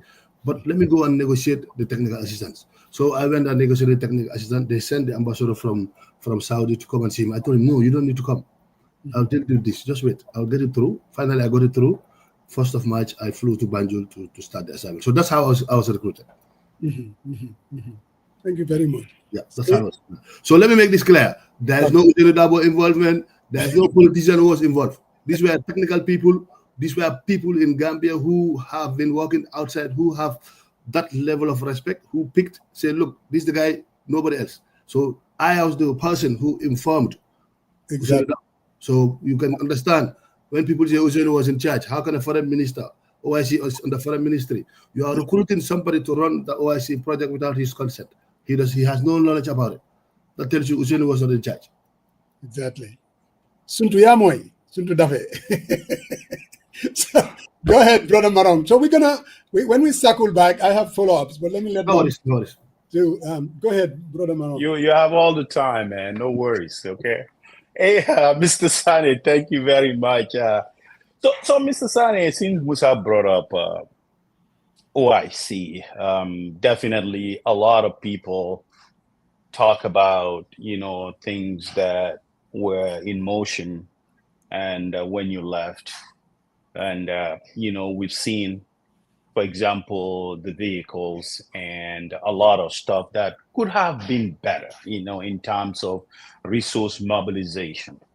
Now, I think speaking to Gambians directly, when you initiated the project and you mentioned you draft the framework and the concept, where were you on in terms of planning, and what are some of things that you think could have been reached and the outcome could have been different? If you would articulate one or two things that you really think that could have been different and the outcome would be different in terms of the execution phase of the project and the closeout. Thank you. When I did the framework, in that framework for independence and considering the time frame we had, we needed to move fast. And in that framework, the governance structure, because it's very, very important for any institution to have a governance framework that will guide and give approvals for some of the things that were going to be done. So the first point was we have to register the secretariat as a legal entity, because I don't want people getting from State House or from the ministry say, oh, we have to. No, I didn't want that because 18 months is too short and we cannot fail. So we had to put up a structure. We registered the entity. I spoke to the AG at the time and the solicitor, they did. We put in a board and I said, to make things easy for us, all the stakeholder ministries should be in the board. So we had a board of about 13, 10 ministries, the vice president. The president was the chair, but he delegated to the vice president. So I had 3 board chairmen at the time, 3 persons. I started with Antifat Tamayang. I had Usainu Dabo. Then when I was leaving, Aissatou Toure was the vice president, so she was the chair. So all the ministers that were stakeholders, we had board members. Then we had a secretary who was cabinet secretary, Tekid Minister, and myself. So we had that governance structure so that any approvals we need, we take it to the board. The minister is aware. So when he gets to his desk at his ministry, he will quickly act on it because he's aware already at the board meeting. So that worked for us. It helped us. Now, because in the planning stage, I made it very clear, we had to focus on priorities at the time. One was water. The Greater Banjul was soft, we had water problems. 2, now we had problem with the grid. 3, we don't have good roads. Access was bad. Coming from the airport to the conference center going to Banjul was really bad. Okay, we don't have a good lounge, VIP lounge at the airport. So with guests coming in, they need to have a place to, when they arrive, where you usher them in, get them registered, get them their cards, their conference bags and stuff. We needed to upscale the standard of conference in Gambia. So that was the basis why we came up with those 5 priority projects. Of course, the vehicles. We needed the vehicles. But on the services sector, these are visible. You could see these ones. These are the visible infrastructure that people always talk about. But what about the capacity building side? People don't talk about that. We spend almost a lot of money on capacity building, millions and millions of dollars. We sent over 1,500 security personnel to Turkey. People went to Indonesia for protocol trainings, to Senegal for training. But people don't talk about that. And these are capacity that we needed at the time. We brought in security men because I went to Turkey. I met with the whole security heads of the Turkeys.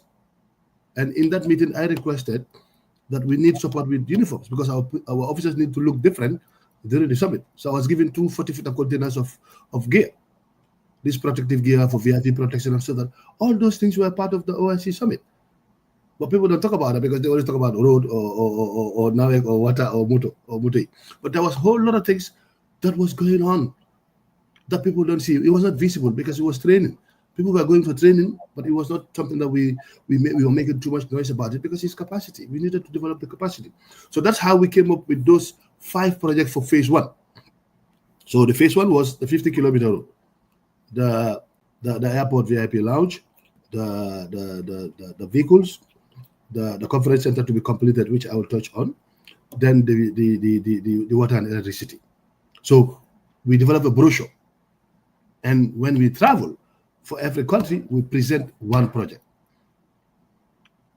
So anywhere we go, we take 1 project out of the priority projects and present it, and we get commitments, pledges to fund those projects. So that's how we were on it, and that's how the project was structured.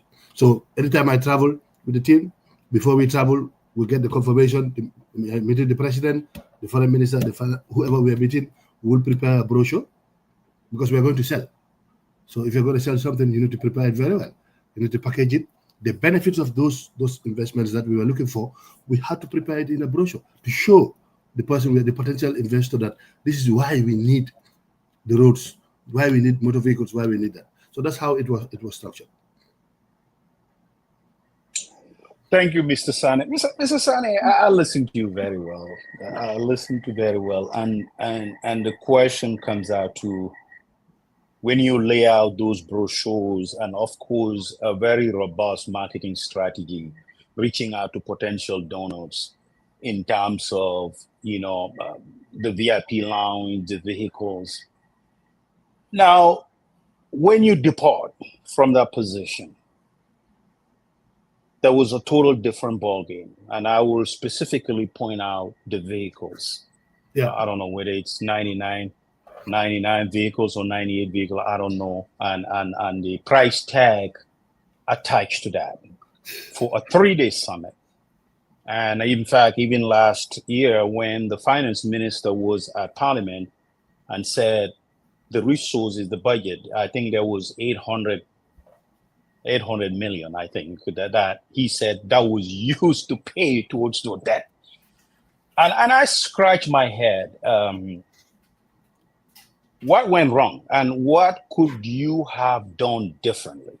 What would be your vision in terms of particularly those benefits that attach to previous countries that hosted OIC Summit? Because at the end of the day, you want the host country to at least benefit from those resources in terms of, bettering the life and livelihood of its citizens, and in terms of, helping the small businesses grow in terms of that. But what do you think went wrong, though, when we see this massive debt that came out, and all people are alleging that all the resources were not mobilized?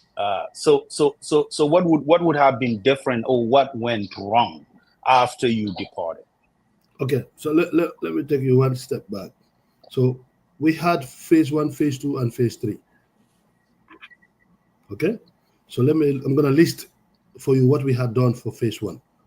First, we got the 20.5 million for 9 new boreholes in Sanyang, which we developed with NAWEC.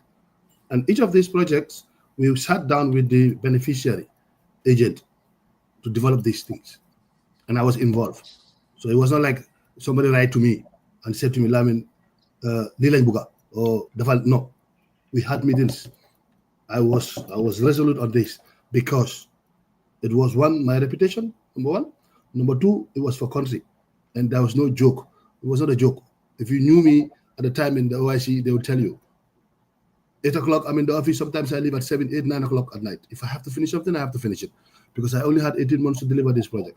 I've done more difficult projects than this, but then it was time frame. This one, there is no time. We don't have time. And it's about my people. So my commitment, in fact, I was spending more time of my work time on OIC than the job I had at the time. It was 2 weeks. So I was involved in every project. I remember one time, the former minister was telling me, are you an engineer or you are a project manager? Because my line of questioning. And I never took no for an answer because I wanted us to get the best out of it, and I don't want us to miss the opportunity. So let me come back to this. So the water and the electricity, I got a grant, which was 20.5 million from the Saudi King, 10 million for the water and electricity project. So 32.5 million was grant to NAWEC, free. NAWEC did not spend one boot on that. They did not travel. They did not write. The only thing they did was come to my office for meeting at the OIC secretariat, and I gave them tea and biscuit. So they spent nothing on the 32 million I mobilized for them. Baba was there. Baba Fatojo was there. Good guy, very straightforward. And Nani, 100% support. The airport lounge, VIP lounge, 10 million. We did it with civil aviation. The late Abdullah Alama Alayavai was coming, and his technical team. So we developed that concept. In fact, if I tell you that the VIP lounge was our concept, it was not civil aviation's concept. Nyang and I had the concept of what do we want to see in a VIP lounge at the airport on arrival, so that anybody who comes to conference in Gambia, everything you need, you get it from that point. So you get your acceleration there, you get your badge, you get your conference badge, you get everything. And I said, the Gambia president is going to chair the OIC. There might be short meetings that head of states will come 2, 3, 4. They don't have to go to town. So we built an upper floor for the presidential lounge with bedrooms, meeting rooms, so that they can have these short meetings at that lounge. So we did that. Then the roads, some of the roads, this beautiful road that these people are making noise. It was me and Usainu. We discussed it. And he told me, look, I think you need to make sure Burfoot get this access. So we decided to expand the road from that Gambian Johnson all the way to Ghana Town, like a ring road, to connect to the road that comes from Willinkamba, going to Burfoot, going to there. Then I said, since OIC, the Burfoot Gardens, to divert the traffic, let's break the road and add that short strip from where they call Mohammed Jas Johnson all the way to come and connect to the Burfoot Johnson. So these were roads that we added in just to enhance and divert the traffic. And this was done very early with the foreign minister at the time, because he was involved, because he was the foreign minister. So when we travel, we discuss these things with Lamin Job, who was the works minister. So we developed these projects. That's at that point that these are priorities we cannot miss. Coming back to the vehicles, I started with the King of Saudi Arabia, and Tangara is my witness, and Oji Salah, who is the ambassador. And I requested that we need vehicles. And I said to him, we don't need money. I don't want money. I want you to help me with 110 vehicles, 55 for the president's head of states, because he comes with his car, the King of Morocco, the King of Sultan, they come with their cars, so they don't need our cars. So I wanted 55 for the other head of states and 55 for the foreign ministers. He told me, no problem, Lamin. I said to him, but I don't want money. I want you to ship the cars to me to the port of Banjul. I'll pay the clearing. I don't want to get involved in these corrupt practices of procurement. I don't want to get involved in it because I knew it. I see it every day. So I said to the king, I don't want cash. Memamoto, 110. Then today, the ruler of UAE, Abu Dhabi, when I sat with him with Tangar, I asked him for 55 vehicles. He promised. I told him that your foreign minister is Gargas, and Gargas is the Mercedes dealer in Dubai. Please, can you buy vehicles for us from there and send it to us to Port of Banjul? We will pay for the clearing or whatever local cost it is. So during our time, we've got 165 vehicles confirmed, 55 from Abu Dhabi, 110 from Saudi Arabia King. And the king will not promise me and not deliver. He promised me 100 million, he gave me 100 million. So he will not renegade on 110 vehicles. So the issue of the vehicles, there was no need. We should not. But again, this is what I said. You said when I left. When I left, it changed. It became more of whatever people can get. So, Mr. Sanneh. Musa, is that two questions, right? Did I ask two questions or just one? Getting to you now. No, I was just wondering, my brother, man. Did I ask one or two? Oh, you are eager to go toe to toe. I'm free with my Nyancho here, right? No, I give you. Go ahead. I need to talk to January. Okay. Mr. Sanneh. Yeah. What's up? You know, I listened to you. You said we needed the OIC to raise the image of the country, to mobilize resources so that we can make sure Gambia become a destination for international conferences. Nobody is going to argue with that. To attract a lot of investment. You said you were recruited as the star. You said you put together the framework together to get this thing done. So when I listen to you, I'm like, okay, this was his baby. Yeah, correct. But somewhere along the line, you abandoned the baby. Correct. And then you walked away. Correct. Someone would say, why did you do that? Muneketa. Okay. There's some state secrets you don't. No, don't go the other day. But hold on. Secret, I can understand. Hold on. Reason why you left. Yes, hold on. A reason. And if people don't know. No, but are you going to listen to me or not? You asked me, I'm going to respond. So you have to give me the opportunity to respond. I'm not saying I'm not going to respond. I'm just trying to put a caveat that there are certain things I will not say in public. Okay. Yes, that's the point I was trying to make. I respect the office of the president and its surroundings. So there are certain things I will not do, but I'll give you a reason why I walked away. That's what I will do. I have no problem with that. Mm-hmm. You said it was my baby. Yes. I developed it. Yes. I developed it professionally in the interest of every Gambian. When we had no money, I was paying the bills of the OIC from my pocket. So that shows you my level of commitment. Correct. So if I decided to leave, it must be something that I knew was against my principles, my values. I said to you, I came from a political home. I have certain values. I am not going to compromise that, which is one, Gambia first. This was for Gambia. It was not for any individual. Mm-hmm. But I will not also sit bound and be part of a process that wants to derail that for personal interest. If I had power to stop that, I would have done that. Where my power stopped, where my limitations, I control that. And that's why we got what we want. From the onset, if I didn't put my foot down, we will get nothing out of it.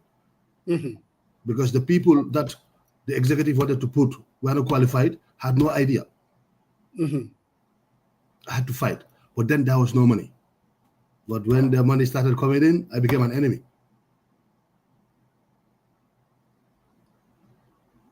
I became the target. Every day, there was an issue. Fire this guy, this guy is this. Buddy. I was asked to fire Nyang, I refused. I was asked to fire Almami, I refused. I would say this thing today. I was asked to fire Bukarsi, I refused.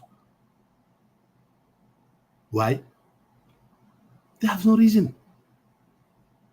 But people were interfering at that point. Then I go to a certain level, do for talk. Because the seriousness being among deliver this project was not there anymore. It was more of how much can I get from this project. Let me tell you something. We are friends, we are related. Absolutely. To the point where I get information. You are president and they are ministers. Don't go force it. I was not working for any minister or president. I was working for Gambia. So for me, it was Gambia first. So my resignation was not because of anything. It was out of principle and for the betterment of Gambia. Because if I didn't do what I did, we would lose everything. Because there was going to be a fight. And you don't want to hear me and the executive are having problems. I don't think you want that, right? No, I wouldn't want that.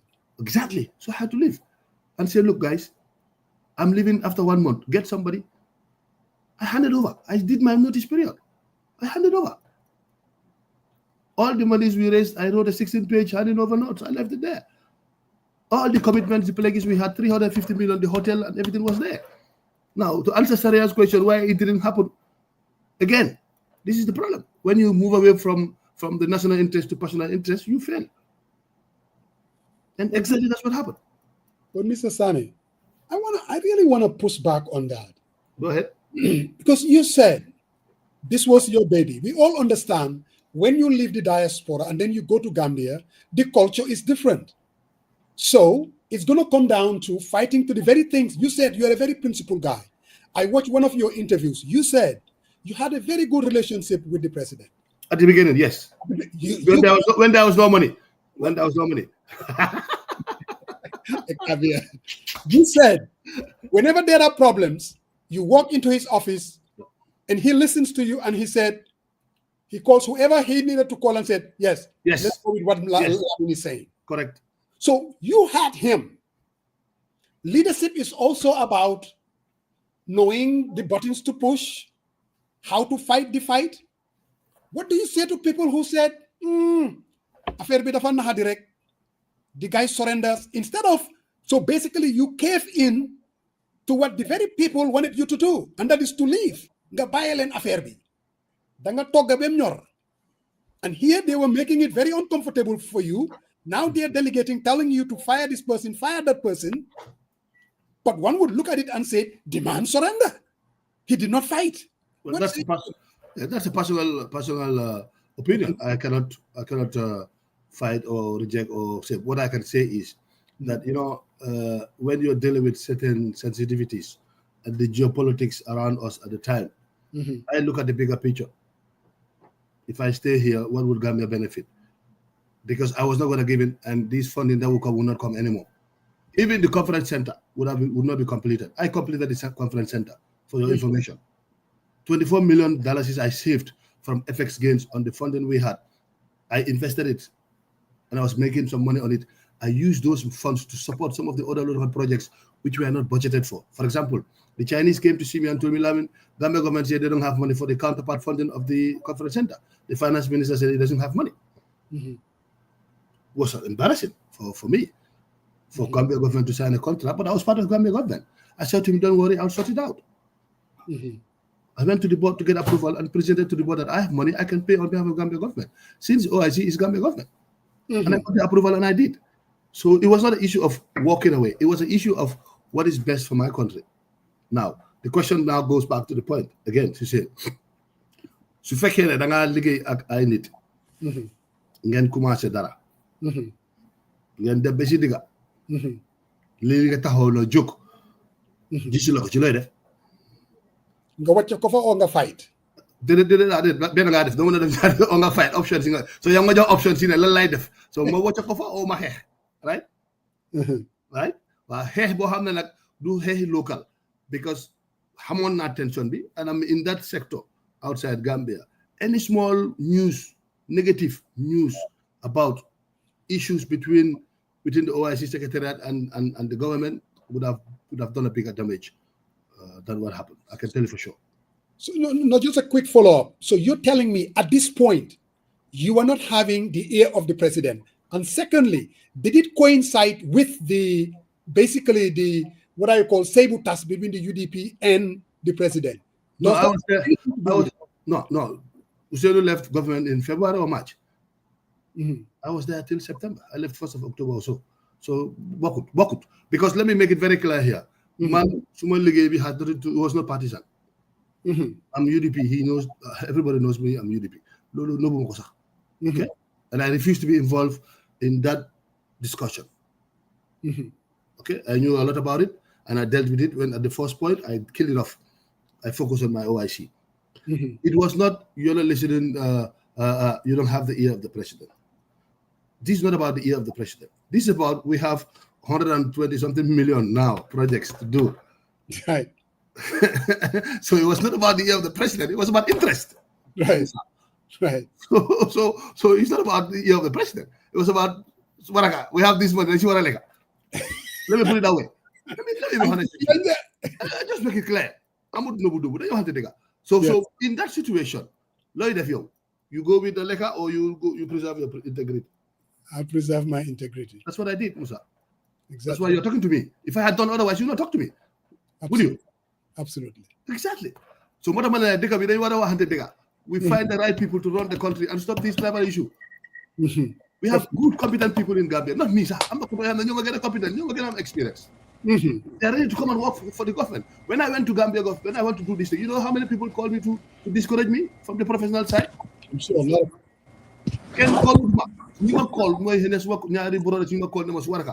Trial, you can do it.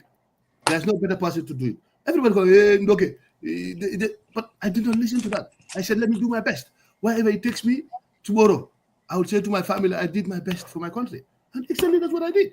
Today, if I had done otherwise, you also Absolutely. No, Mr. Sanneh. Mr. Sanneh. Huh? Just connect that lady, Pasamba. He's at work. Let's allow him to just ask questions and then. So no follow-up question for you, Musa, next time, please. So we used to fight. Coach, go ahead. No, Lamin, I listening to you. Two things jumped to mind, and I know Musa was alluding to that. Yeah. If you look at the Gambian diaspora, we have a very vibrant diaspora. You go to any international institution, we see the Lamin Sannehs of this world who are there excelling, doing great stuff.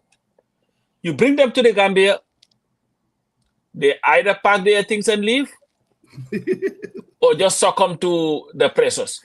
What would it take for the Gambia to be able to fully harness the potential that it has outside, where the Lamin Sannehs, the Musajangs, the Sariangs, and all these people will be able to come back to the country, work comfortably? What do you think needs to happen? Okay, there are two things. First point, Gambia as a country has to accept the world is moving and we are left behind. There's certain standards that is expected. I go to conferences. I present different country requirements for people to fund. But when I talk about Gambia, coach, They shut it down. Oh, no, they're not serious. They shut it down. So to change that, we need at the leadership content people. They will see a process through. We said yo da nga dawal limousine or yo da nga dawal Bentley. Then la accept for your competency, you buy nga def sa liggéey. Our biggest problem is Musa lu fok bopam. Lu bi dafa yabate. Because you come in, fine, you live here, you wear a nice suit, you have a good, nice watch, you have something for yourself going. You're not going to be involved in invisible hand. Let me put it that way. And you're an enemy. And that cuts across. I mean, so we need a leadership who would not accept that, to change that culture of bringing people on merit, number one, and reward people on merit, and let people be accountable. We don't have that in our system. Number two, Gambian bu génna dafa dem uti fu mo njëkk a xalaat home, investment bu am home. Su ñëwee, make it easy for him to settle down because he's home. Soft landing. Let's help each other to have a soft landing. But all these things is the environment. This is the administration that can do that. And that can only be done by somebody who xam na ko doylu na. Du fa nekk di seet moom lu moo am on njobootam lan laa am. No. Musa Jeng is the best for IT. Musa gets the job. Musa is the best for security. He gets the security job. Our coach is the best for GFA, for youth and sports. Coach, take your job.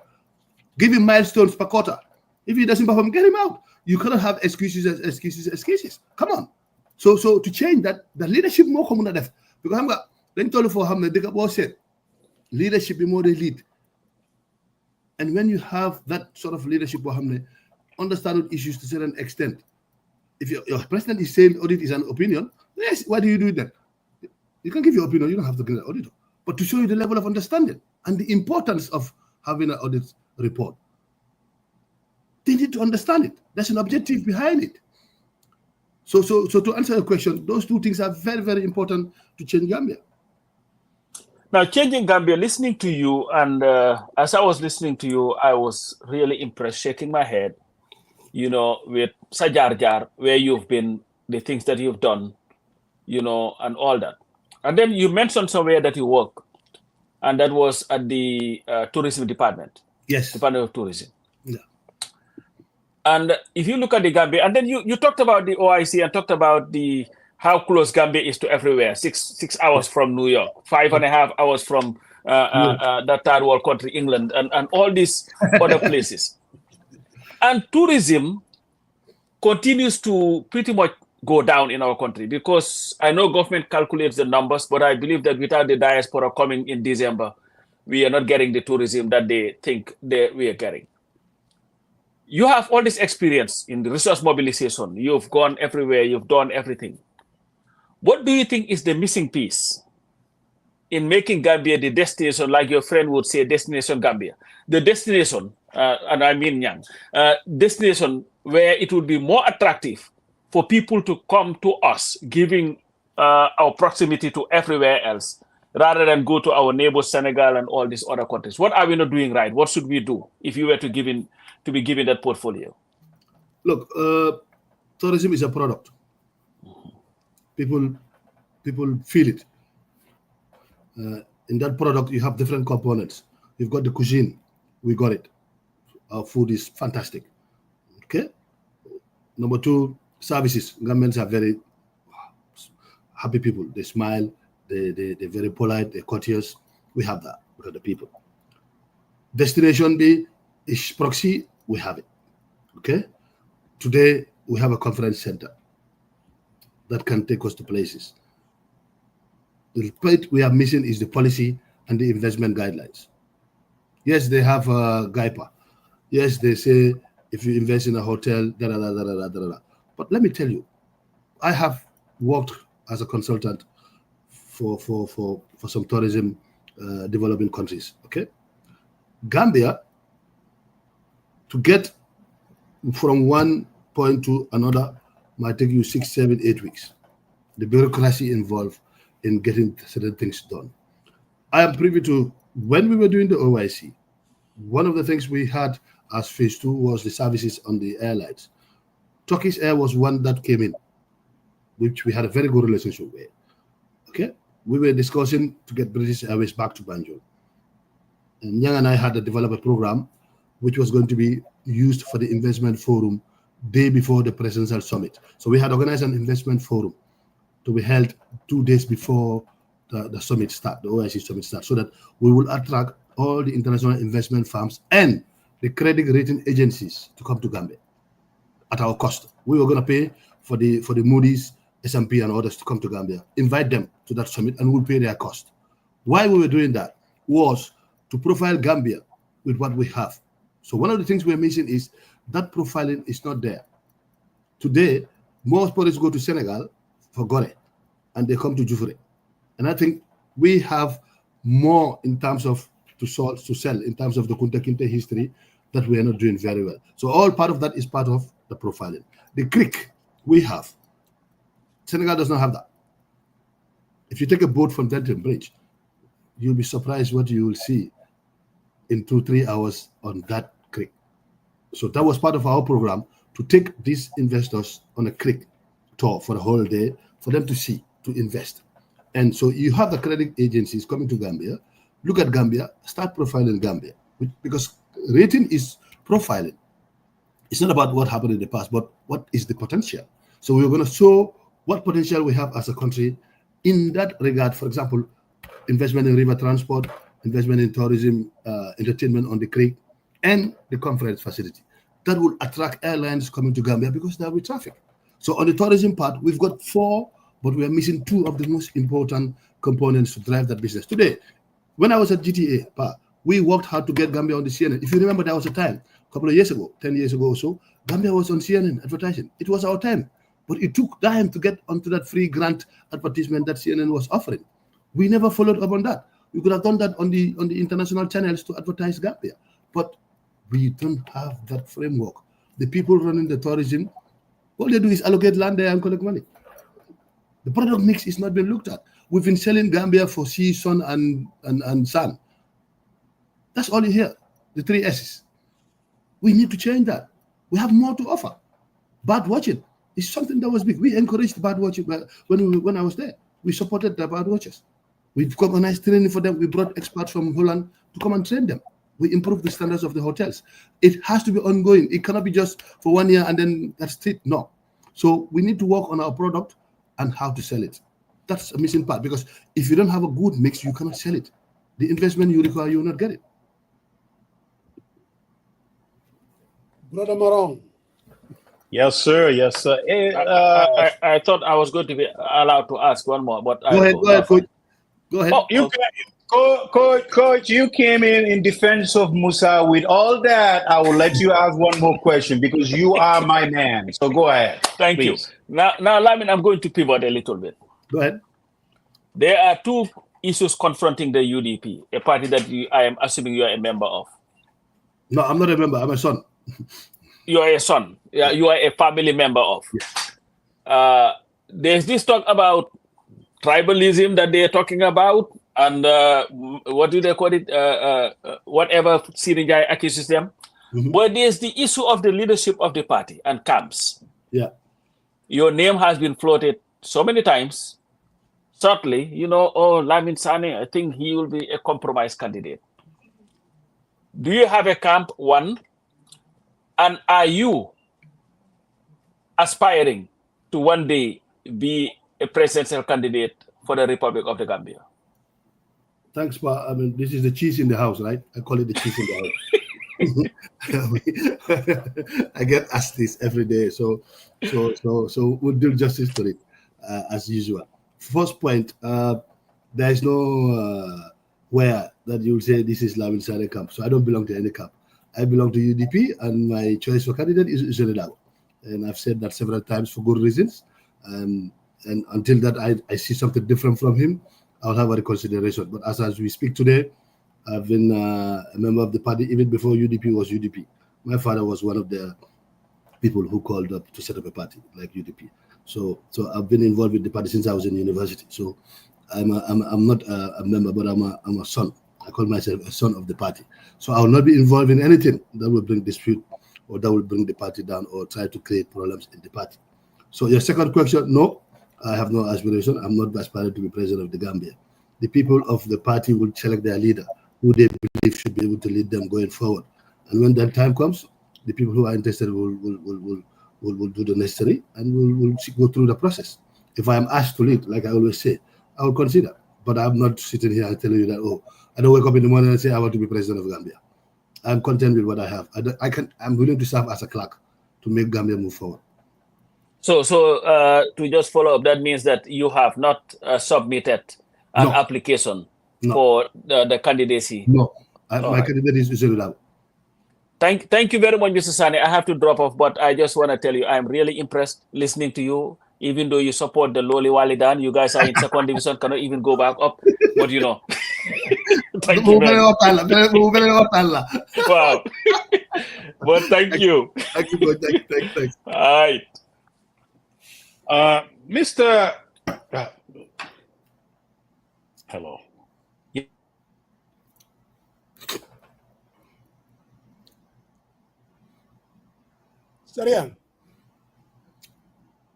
Sorry, we can't hear you.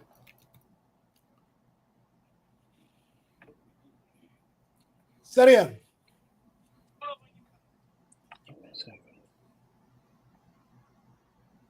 What happened, Sarian?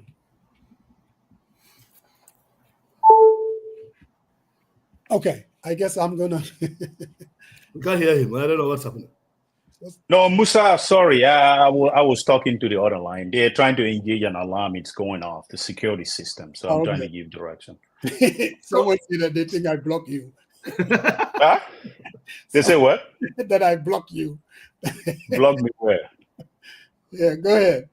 Okay, Mr. Sanneh, when I listen to you, I definitely hear the project management fundamentals, which is cost, time, and scope.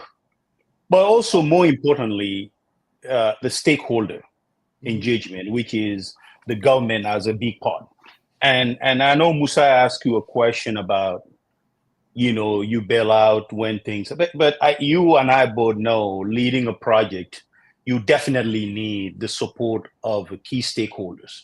And the key stakeholders here is the government. I mean, they are going to be funding some stuff, and you need their unwavering support and commitment in everything that you design, from initiation, planning, execution, and all that stuff on to closing. Now, when I hear you talk about leadership. You keep talking about leadership. You're talking about leadership. You say that many, many times. My question to you, I know you answered this with Musa. You mentioned about, that's personal. Mm-hmm. But I wanted to explore that a little further, because I think that is very intriguing what you mentioned in terms of you have a timeline to deliver and you stick with that timeline. And based on key deliverables to the project, based on your milestones that you roll out on your project. Mm-hmm. Now, what was personal? Is it because first, when you took the project, you thought, this was all encompassing and I put my heart and soul into it, and this is for Gambia. And without a doubt, based on your explanation, it was clear that you have a vision and you want to stick to the timeline. Now, what happened? Why do you think it was personal? And why do you think that you could not make an impact based on different visions or different thinking of key stakeholders? Sorry, man. But I have to ask this because I was... for me, I took the job to deliver for Gambia. I did not take the job to deliver for the president or for UDP or for DOI or anybody. And I had no personal interest in it. The personal interest I had was I was going to benefit, because I I live in the Greater Banjul, so I'll drive on the road. I'll get water. I'll get regular power supply, which I by extension I want every Gambian to benefit from. Okay, so that was the personal side of it. Okay, but like I said, from that at that time when we started this assignment, we had agreed on a certain milestone and objectives and a process, because you cannot achieve this by not going through a process, and that was the process that we implemented, and we were following the process to the letter, which was international standards. For example, the bids that we invited, the evaluation process we did was international standard. And let me say this: the World Bank had a $130 million power project that they wanted to implement. When they came to Gambia, I think the World Bank office told them that there's a chap working on this similar project for NAWIC. I think we need to meet with him. 11 of their team came to the secretariat. We had a 1.5 hours meeting. At the end of the meeting, they said, Lamin, we are willing to give you the $130 million to add to your power project for Gambia, because you have shown us your processes and the way you are running this project, and this is our standard. The NAWIC guys were in the meeting. So to show you the process we took. Now, of course, some people would not like that, right? Because they will not benefit. And that's why I was alluding to that some of the stakeholders had other interests when the money was available. Before the money, there is nothing. So from that context, you could see that whatever we wanted to do, yes, we had a clear code. So, look, some of the companies that did the projects, they were not qualified under me. They were not. So that tells you the story. So when I left, now they decided to say, okay, let's abandon the real process and do. And I would say this thing. When I left, until when they started the project, you know how many years it took them? 3 years to start one project. Because the framework to change it requires a lot of time and work and work and work. And we lost as a country because of that. The second phase, all the pledges were stopped. Because the approach now, the other guys see, oh, no, this is not what we discussed with Lamin. This is not the way we want to do things. And everything went to standstill. That's why they had to go borrow, because they were not getting any support from anywhere. So even the same principle here, that's why the NDP, you couldn't get the funding from Brussels, because the governance structure and the frameworks that were required, when Amadou left and I left, everybody said no. So this is why I said the leadership, because imagine if I was the leader at the time, we would have talking about something else. Mm-hmm.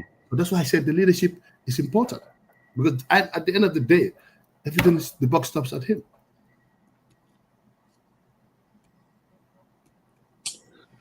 Okay, Lamin, today when I listen to you, you keep saying, I am Badibunka, I am Kianka and all that. But I think today, definitely, you're speaking more like a Badibunka, and kudos to you for that. So, but moving on. but in all seriousness, Lamin, I think a lot of people don't really put a lot of weight onto those processes, especially when it comes to project management fundamentals. And you articulated that well. And I know where you are alluding when you said the money and all that stuff, because, obviously, the donor partners will hold you accountable on key principles and also processes that are going to deliver those futures and deliverables, and which you articulated very well. I don't have any doubt in that. But Lamin, looking at our country, we only have 2.5. Less than that.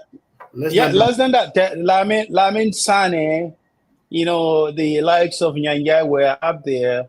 They had this magnificent design, and they were not only there to pocket things, and they want things to go in the right way based on the conversation they had with major donors, which weighs heavily, because basically what it does is it translates to your key stakeholder and say, hey, you know what? We might have $100 million from this donor, but this is going towards building a power structure that's going to benefit Gambia. And we cannot we need to execute the contract model that is very transparent. And the contract bidding process needs to be fair and equitable. Now, knowing where we are today, some people might have an issue with that. And I think if you are an upright citizen and you seeing the Gambia and Gambia alone and its people, then you aspire to move forward. But now, I mean, my question to you is, what are some of the things that you think were missed opportunities? Even though you came in, you pass it on to someone who succeeded you. But how come people were complaining that electricity went off, during, the OIC summit? There were small business folks within the Gambia who were saying, the contract was sway one side. We did not benefit from it. And that these are all packages that could have benefited an average Joe in the Gambia, and not to talk about the road expansion project and all that stuff. What do you think was missed, and what was the main roadblocks that don't lead to that successful execution? No, I think we deviated from the objectives at the onset. When you deviate from your primary objective, you miss the point. You miss steps. You make serious mistakes, because then your focus is no more on the deliverables that was set out at the beginning. Okay, coming back to the metrics, we had objectives to deliver these 5 priority projects, which funding was done. We've done the pre-qualification. Everything was done. I have switched off. I was now on phase 2, which was the referral hospital with the Egyptians, and I was with the Moroccans for the surveillance center that was supposed to be built at the back of the conference center. Then I was now exploring with the Saudi Investment Authority for the 100 million for the hotel, where it was going to be 51%, 49% shareholding with Gambia government. So my objective was for Gambia government to have shares in the hotel, not to only give the land, but they will contribute the land. The Saudi Investment Authority will bring the funds, will build a 5-star hotel. Gambia government will be a shareholder. So we will have resources, revenue coming from that, and that hotel was going to be managed by Gambians. So we had that on. Okay. So today, if you ask me, what were the points, or why we did not get to some of these things, the simple answer is, when you start something, you believe in it, and then you've got success halfway. The process that led you to that success, you deviate from that, you will not get where you want to get to, because you keep changing. Then your objective is different. You're looking at things differently. Your focus is different. So the focus was no more on what we can deliver for Gambians, but it was more, in my view, of what can I get? How much money can we make out of this? Because it was very, very clear when it came to the implementation of the project. I was in Mali, and I met the Minister for Energy, and I asked him why your president is not in Gambia for the presidential summit. I was in Bamako that day, the presidential summit. Okay, and he told me, no, we are not going to Gambia. The foreign minister is there. So that tells you the kind of how people view Gambia at the time. So you couldn't get much because the focus has changed. Everything has approach. It's the approach. Outside Gambia, we base what we do on perception, how people see you. In Gambia, we think, oh, it doesn't matter. So that Gambian thing of it doesn't matter, if you want to do that outside, you will not succeed. The outside world is moving. They're looking at things. They want to achieve something. They want to contribute something. They want to be part of success. And I couldn't understand why even the president of Nigeria was not in Gambia. The president of Mali, Guinea-Conakry. I mean, that should answer your question, why these people didn't come. If those people did not attend your summit, that tells you the process to get to that summit was not something probably they were not happy with, or they didn't take seriously. Because I don't understand, this is an African summit. I expect that all the African member states should attend. Thank you very much, Mr. Sanneh. Thank you. Faramos, go ahead. Yes, sir. Brother Lamin. Yes, Mos. This will be my last question about OIC, and then we get into the fun part. Okay. Politics of it. So, this was your baby. You put the framework together. Unfortunately, you left. When I listened to you very carefully, you left out of principles because of am ñoo xam ne dañ bëggoon a lekka, and you don't want to be part of that, so you left. Now, looking back, I say, okay, the OIC meeting, did it happen? Yes, check. Did we have a new airport? Was one of the goals? Yes, check. Airport lounge, not new airport, airport lounge. Lounge, checked. The OIC highway, checked. The all the other adjacent roads, most of it done. 50 kg. Well, yeah, so, it's still ongoing. It's not completed, but it's still ongoing. Still ongoing.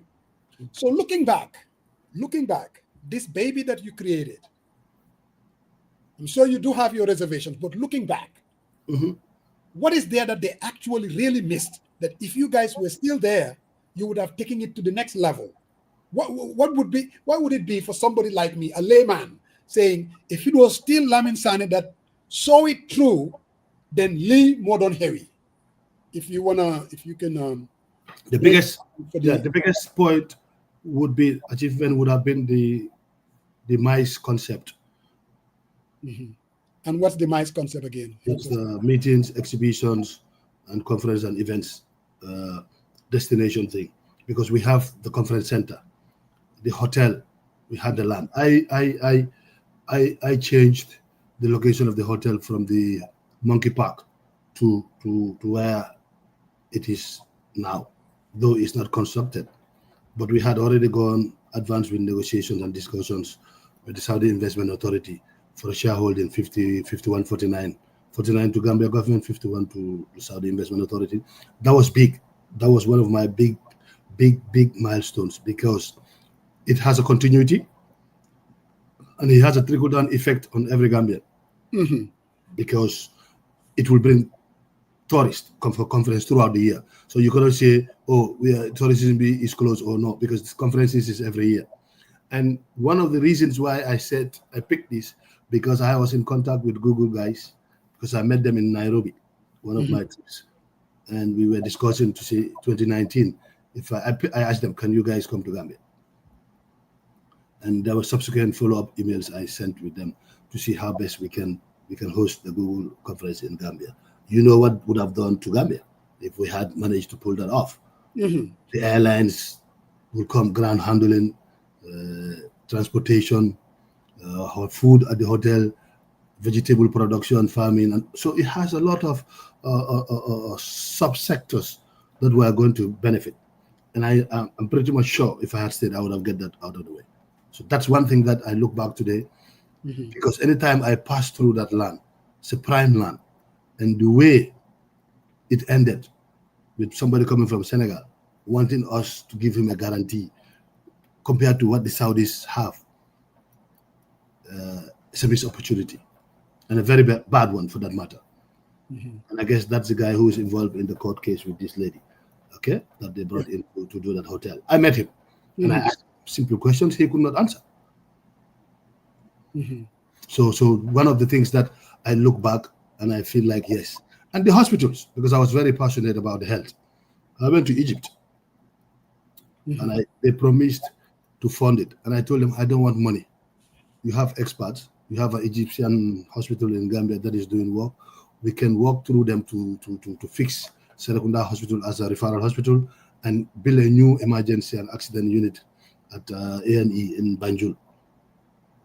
So that's another one that I definitely, they came to Gambia to visit us and to look at the inside visit and seen. So those two were things that were very close to my heart.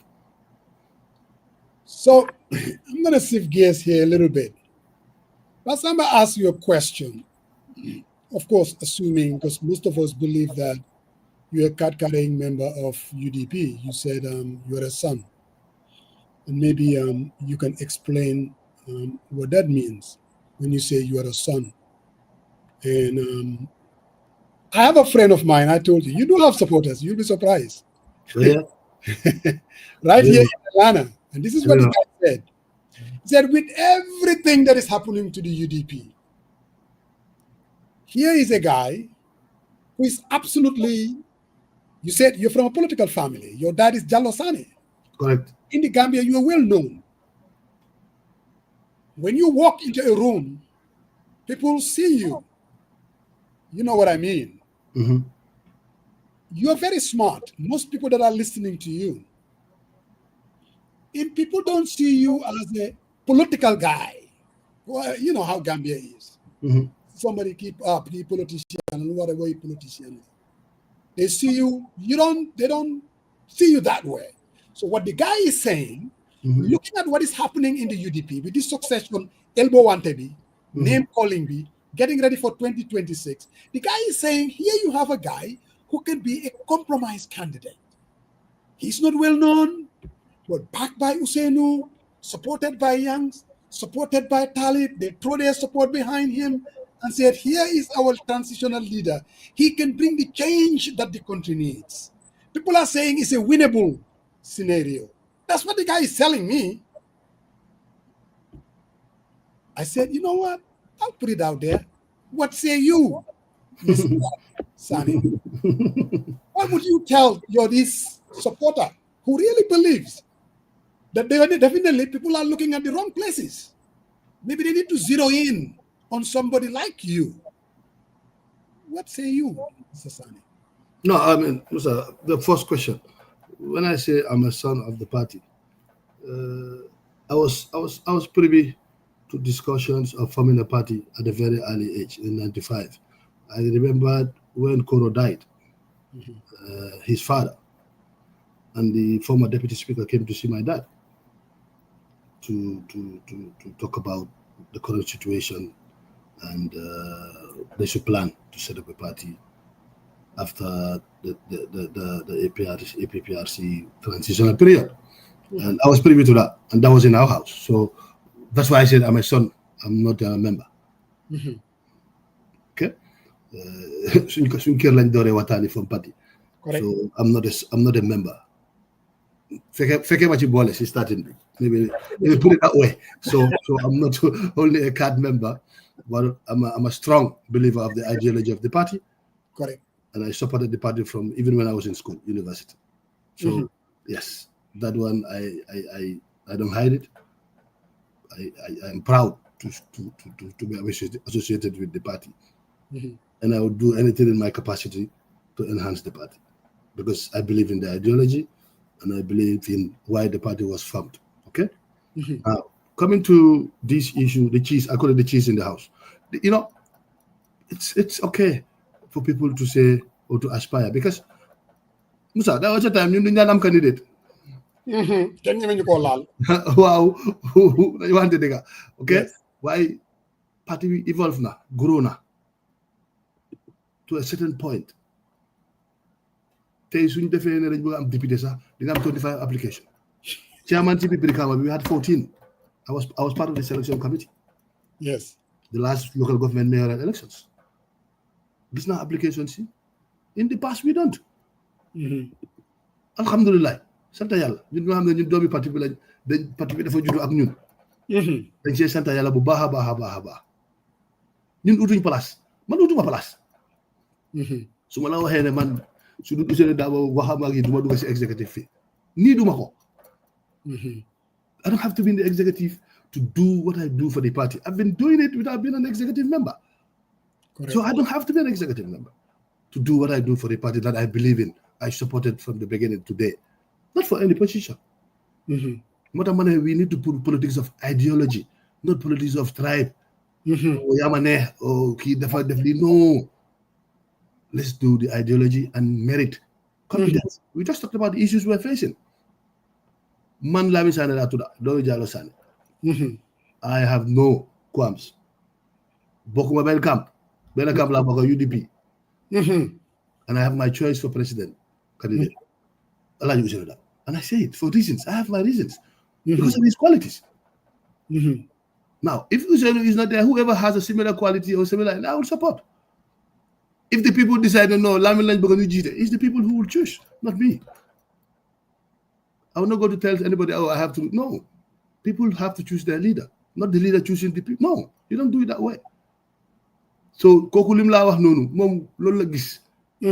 keneen loolu la gis man tam am naa suma gis-gis comme yow ni nga amee sa gis-gis Sharia nu amee gis-gisam. So why we need to come back to the point, okay, what is the ideology? What is the objective? What do we want? The Gambia we want. You know, talk to table. Yo, man, coach, no. Man, I have a lot of friends in Doi. But I don't support Doi, but I agree with some of their principles. We agree. We talk new time.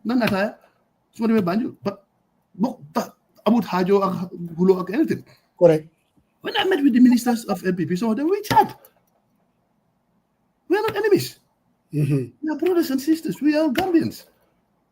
Politics, we want to know Hajalo, Teluko. Shouldn't be. It should not happen, Musa. But this polarization, you know, entertain Musa. When I live in Kenya, election fake and yes. It's not rente. Nasty. The day Kofi Annan strike that deal 2007, I was in the same hotel with them, Serena. Then we were buying Ibis, East Africa Building Society for EcoBank. I was part of the team. We stayed in the same hotel. You negotiate at Minister of Finance, at Central Bank. You negotiate on a peace power sharing agreement. This Nako. Rwanda immediately after the genocide. Fitna Bahud. If you try about doing your man, my first job all of that. So, my sister, I'm saying all of that. A brothers, my father, all of it. So, I cannot. So, man, like tribal. How can I be tribal? How can you say Usain is tribal? And you say, no, you think so, sir? Then you see part of it. But why are people calling every time me so? What is it? Complex, like complex. You have no idea. You have nothing to sell. If you have an idea, bring it. When I talk about Gambia, comparative advantage, come out and talk about counter. Correct. You need discourse. Gambia is okay. Ni. Why he so la ki manjawala ki mo bugane ka president ki bugane ka ki dafa nek ci camp bi lolu yeb am nga lu ko waral nu ma lay wax rek coming back to my point earlier on, when you have nothing to discuss, right, you want to be relevant, you take charge of any small window and try to bring kind of commotion for people to start talking. But we have enough to talk about. Today, we have look at the Dalasi. How are we going to fix the Dalasi? Yes, the Barki Debola guy left 75 million from Afri Exim. Very expensive. Uncalled for. Debt on debt, debt to pay debt. So you said why is the Dalasi sliding? There is no foreign exchange. We are not producing. We are not exporting. What can we export? We have options. Even rice. When I used to lecture in Vietnam. And I saw how they developed 15, 20 types of rices, different types of species of rice. From health rice, diabetic is amul ben sugar, amul ben starch. You got to export. Lolo produce local consumption. But they export the other parts. Diabetes. You have both sides of the bank. If you have rice field, even if you design every year program, 10,000 metric tons of rice that I produce. By end of a 10-year program, you have 100,000, isn't it? They consume Gambia, according to statistics, 125, 130. I'm sure most of it are again as them Guinea Conakry, Casamas, and southern Senegal. But we need to have a program. And that's our comparative advantage because we have fresh water. We can do it. We have the land. So, but you asked the two questions, though. Yeah, you did. So hold on. I answered the first part. I'm on the second part. Okay. So whoever is telling you Lamin is compromised, that's he knows what he's talking about. He believes in what he's talking about. Like I said, you also have your preference. Okay, sorry, my preference is that somebody has his preference key. So we need to respect that. And then what is important is when the time for selection of our flag bearer, there's a clear provision in our constitution. Correct. We should follow that. But the noise is not necessary because it's not helping anybody. Absolutely. All right, sorry, young. You know, young man.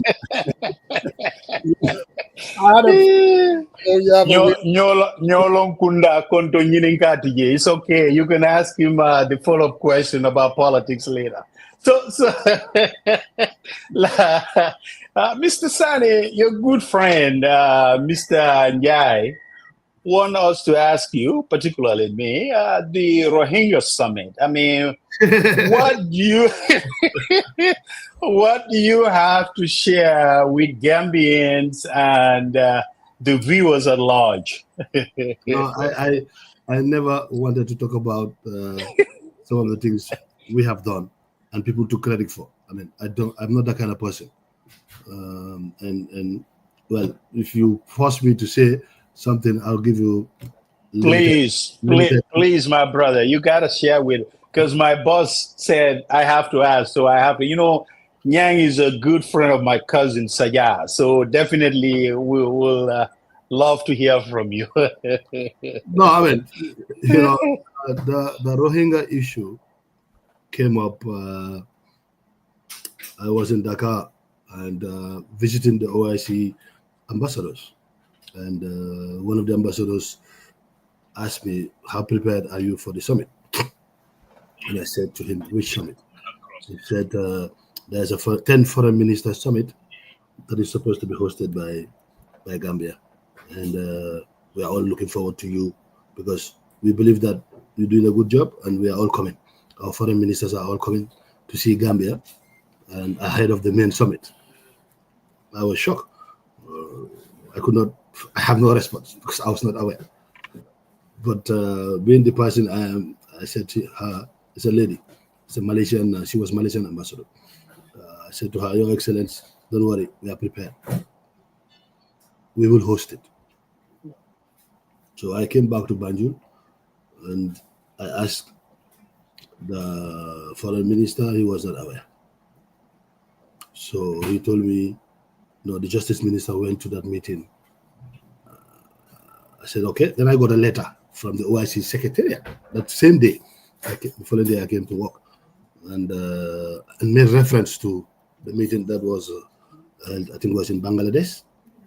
I think it was Bangladesh, that Gambia is going to host the ministerial summit to start the discussion on the Rohingya issue. So that's where I started, and yes, I took responsibility and dealt with it and made sure that the summit was held in Gambia. Otherwise, it would have been a very embarrassing situation if I did not do what I did at the time. Remember, we had no budget for it. So quickly I had to create a budget and get the board to approve it by circulation, I believe. And then I had to go to see the president to inform him that we cannot be embarrassed at this early stage of our preparation to host the main summit. We cannot host 10 countries ministerial summit. There was a bit of a back and forward, big fight, but I don't want to get into that. But yes, that's the background of the Rohingya. We made it happen, to be honest. We made it happen. Thank you. Thank you. So Lamin, I listen to you, man. It's quite fascinating, the depth of knowledge and experience that you had. And quite frankly, it's just not a matter of sitting here and saying all the right stuff, but also I think when it comes to integrity and holding our leaders accountable, it comes with integrity. It comes with a persistent track record and what that individual can deliver for the greater good of the many, which is a servant leadership. Thinking of more, less of yourself, thinking about the people. What can I do? And quite frankly, I had a lot of praises about you. My uncle, he says, Lamin is a great guy, great leader. Alaji, the same thing. And but what do you see, and what are your voice? What type of voice do you represent within UDP in terms of reforms? In terms of if Gambians look at the party structure and what the party is for the future, what kind of voice are you within that whole piece? The Lamin Sanneh is behind the scene. UDP is not, deficient of folks who are very, very capable to get the ground running. In terms of adding a voice to the policy script and also driving the party's agenda. Now, where does Lamin fits in that equation? Thank you, Sarah, for that. It's a difficult one, but it's a simple and straightforward answer. I cut across. Yes, I cut across. Some see me as a rebel. Because I'm not. I don't think. Yes, to say, okay, this is the way it's done. No, that's not the way I look at things. And some would say he's a rebel. He's trying to change everything. Want to change things. Yes, because the party has to evolve. Also, we have to move. And I know if you talk to some people, they say, yeah, he was behind Makati. He was the chief. He was trying to. So yes, that's me. I do what is right and say what is right at the right time.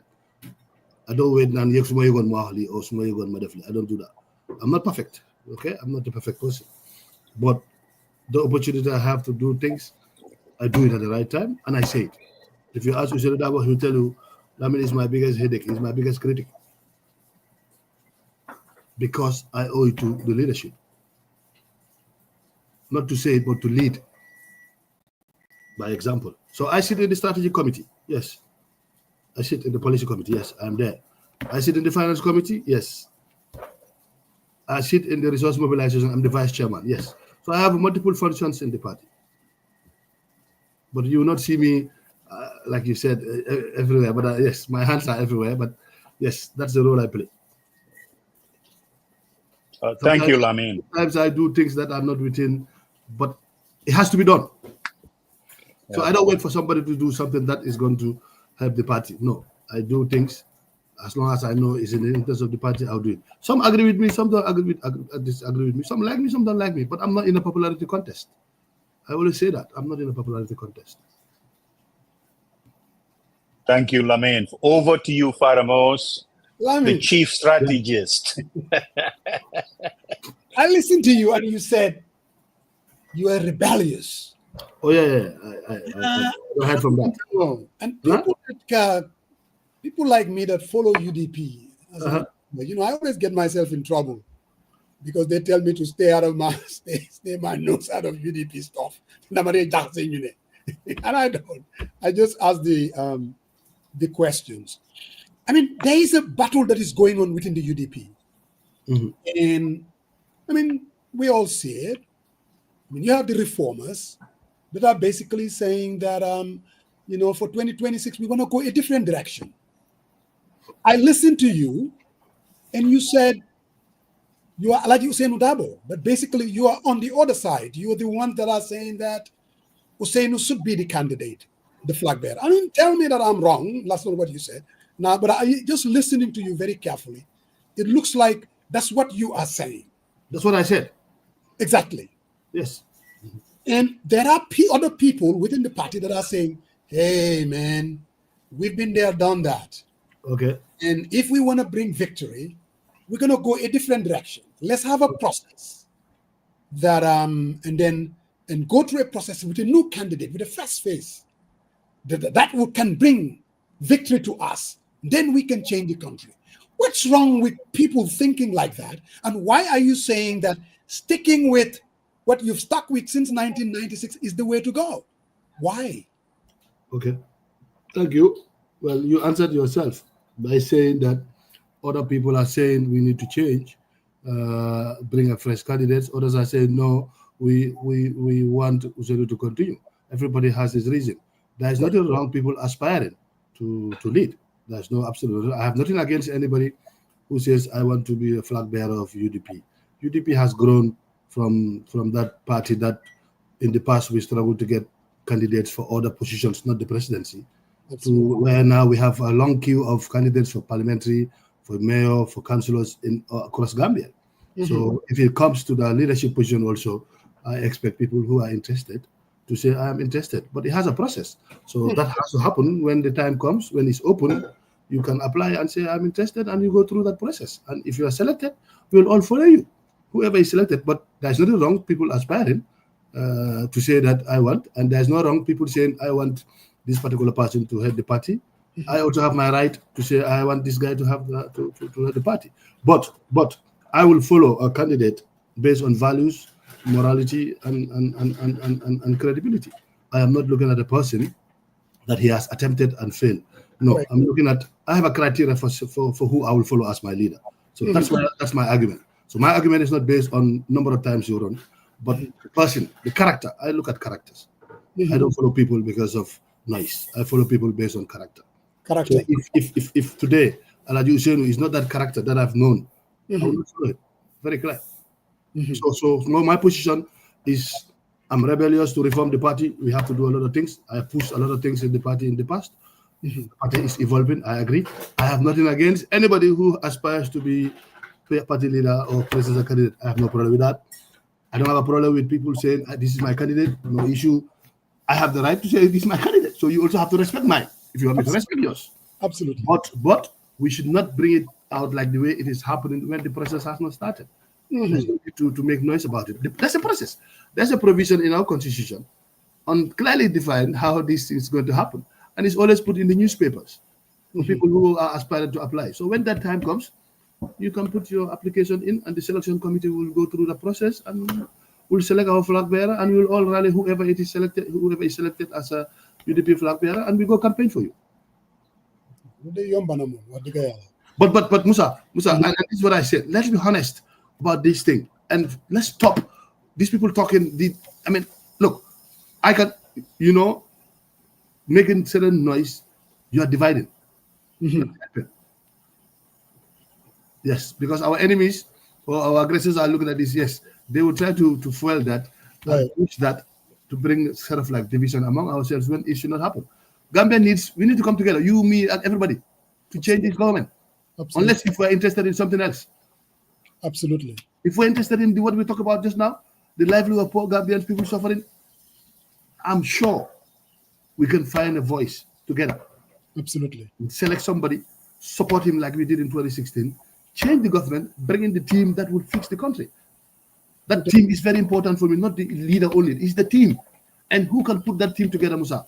More important. Totally agree. And we need to look at that person, the criteria. Man, I don't anything against anybody. Because man, so man, I have no issue. But you said from a team. You said something just interesting, and I just want to make sure I understand what you're saying. You said you need somebody who can bring people together so that we can bring the change that we did in 2016. Can you drill down to that? What do you mean? How do we do that? Well, look, we had a collective voice. We said this guy must go, and he left. We came together as Gambia. This is a through a process, but everybody agreed, and we had the change, isn't it? We have to come back together around the table and look at the modalities and say, look, what can work? Where are we today? Who can win this election? Who has major? We come together. Look, there is nowhere in this world, even Senegal, people talk about Pastef. Everybody went to support Pastef. There were a lot of people behind them from the other parties.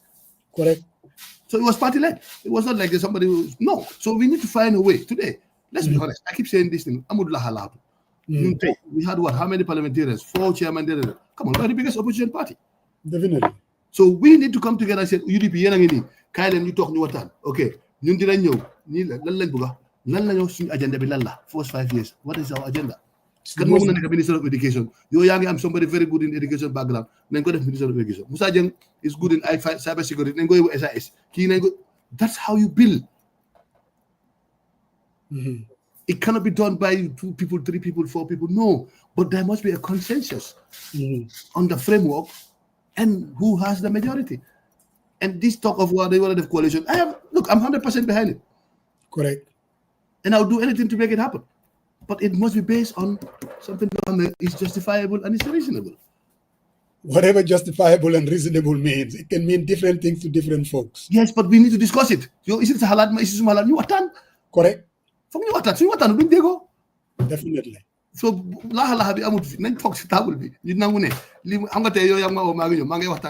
absolutely. Correct. suma waxtaan sax yow doo ko xam. mooy dëgg. so foog ñu toog ñu waxtaan ñun ñëpp Gambie lañ gis xam nga Moussa man maa yow dañ nekk si situation boo xam ne ñun ñoo war a dimbale ñeneen ñi. absolutely. xam nga tey yow lu xew di nga mën a lekk di nga ewu suba dépasse di booy Moussa kilo yàppa ya $450 la bro. So you need to spend $1,200 to eat a proper meal. How many people earn $36,000 a month in Gambia, Moussa? Bari would so yo ewu suba fii sa grill bi soo ko def like 2 minutes mu ñor nga lekk ko. But na loolu la day def de grill rek. That's what he does. Déba ñu ma defal grill boo xam ne mënu ma ko lekk. Too much. So I thought you asked 2 questions. No, let's let him finish. I know you're excited, but we're getting to the tail end. I was just gonna go one, and you get a one end. Then Lamin have his own. Huh? No, this is not politics. This is not even really. No, I don't mind. I just want you to stick to the rules. If you had rules enforcer. The guy is an investment guy. He said he's a numbers guy. Lamin, there is a serious debate that is going on in terms of our state-owned enterprises. Toxic. And there's a lot of talk, especially between the NPP and the UDP. And on West Coast, there's always this debate.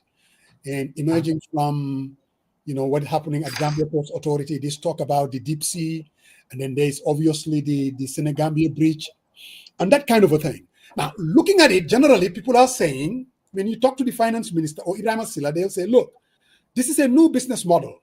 What is government is running it, it hasn't worked. It's like government to stay with regulations, we're going a different direction. We're going to do PPPs, we're going to bring in the efficiencies, and they'll tell you, look at what we are seeing right now at Gambia Ports Authority. There is efficiency. Look at the deliverables. This works for us. And then, of course, you have UDP and DOI. Can you imagine UDP and DOI saying the same thing, basically saying, look, we're saying that this could have been done differently because the deal doesn't really favor us. We can do it ourselves if we put in the right people. That Lamin Sanneh could come in, you make him in the port, and he would turn things around. We'll get more out of it. Where are you on this debate of do we go PPP or do we go government? Where are you on this debate? Okay. Am I making it? My first point is state enterprises are strategic assets. Very important assets in the balance sheet of every country. Be it Gamtel, be it Gamcel, be it ports, NAWEC, everywhere. Number 2, they are security assets as well. They need to be maintained for the survival of every country. Now, first point, ports. I don't agree with the approach. I don't agree with whatever agreement they have signed for good reasons. Number 1, what I know, because I don't speak in parables, I don't speak of Degana, okay? Very well, the contract, we get 30% after all expenses by the Turkish. My question is, how much did the Turkish invest? 0. So I would rather tell us, this is the port. Every year, performance contract, you and your team. You have to deliver $100 million is dividend, minimum. And help us with a strong governance structure. Get people on the board who will support Usman to run the ports with good ideas, not permanent secretary, not these guys MPP, no. So I'm a firm believer of that. We need to change the governance structure. That is affecting all our SOEs because the people on the board, I'm sorry, nothing against anybody, but I see some of the board members in some of these state enterprises, I'm saying myself, no. No. So I am totally against it. I don't agree that they should bring in a third party to run something like ports or NAWEC or Gamtel for good reasons. Tell me a country today, UK, BT is still there. Why can't you get BT as a partner?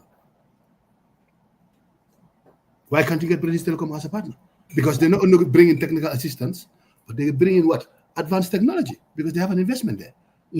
So your returns will be higher, right? Now, if you're doing ports, bring an equipment partner. If your problem is equipment, supply your equipment for a long-term period, leasing. You pay every year towards the lease for efficiency purposes. But what I'm told, the talkies have come in, same equipment that port was using, they're using this now. They're talking about reducing the staff, and they will get 70%. If from the information I got, we only got 30% of the revenue. So who is losing? Who's losing? We are losing. We are not getting anything. But somebody is getting on the other side. That's 70%. Who is he representing? The talkies. Who is on the other side? I don't know. You don't know. But we all know this game. I've been in this job for too long to understand some of the things. People are behind it. Whose interest is going to be protected through payments from somewhere else. Yeah, but Lamin, again,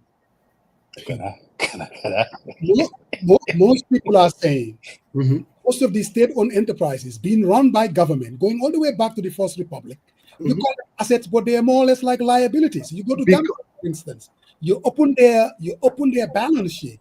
These people owe more than the country, the company is worth. They can't even pay payroll without government intervention. How much is government owing Gambian? They're saying if you look at their balance sheet, Gamtel is more of a liability, more so than an asset. They don't pay a dividend to government. Okay. Go to the debtors list of Gamtel and find out how much is central government owing Gamtel. Then you can answer yourself. The liability you're talking about will now turn to what? An asset, because they are owing government. It's a debtor. So these are the arguments I'm making. The numbers don't they speak different language. Because Gamtel, how much is Gambia government owing them? Just like NAWIC. You know why they increased the tariffs of NAWIC last 2 years ago, 3 years ago? Government couldn't pay them. So that cost of government they added to us to pay. So you're more into government control more so than this whole, what the finance minister called the new business model. Because they'll tell you, if you look at ports from Angola all the way to Gambia, most of those ports are basically run through this business model. And they're saying that our survival, if we want to be competitive, we have to basically do it the same way. Okay, fine. I agree. Do it the same way. Senegal, Dubai port came in. They invested, didn't they? So how much did the Turkish put in Gambia port? They're saying that they're going to build a deep sea port. But but I'm talking about the current asset they are operating. They are earning on the current asset right now. How much did they put in that port? That's my question to you. That ask them, when they say, ask them, okay, fine, it's a new business model, the new management contract. What is their investment in the port today? The current assets they're using, I'm telling you this, go and investigate. You found it there. It's owned by the port authority, not them. So what is the contribution for them to manage the port now? When you go to management contract, it's an agreement that I am going to put a certain amount of money to bring in these equipments to increase the efficiency of the port. So I'm saying those assets that they are going to use, those cranes and equipments or whatever it is there, who owns it? Who invested in those equipments? That's a question that they need to answer. Second point, the deep sea port we are talking about, how much is it going to cost? Who is going to fund it? Is it a debt to the port or is it investment by the Turkish? You know me, Musa, I'm a different animal.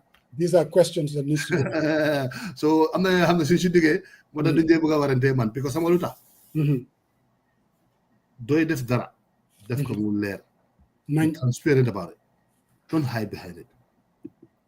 You touch on the deep sea port, you talked about Gamtel, you talked about Gamcel, right? NAWIC, you talked about NAWIC also is another one.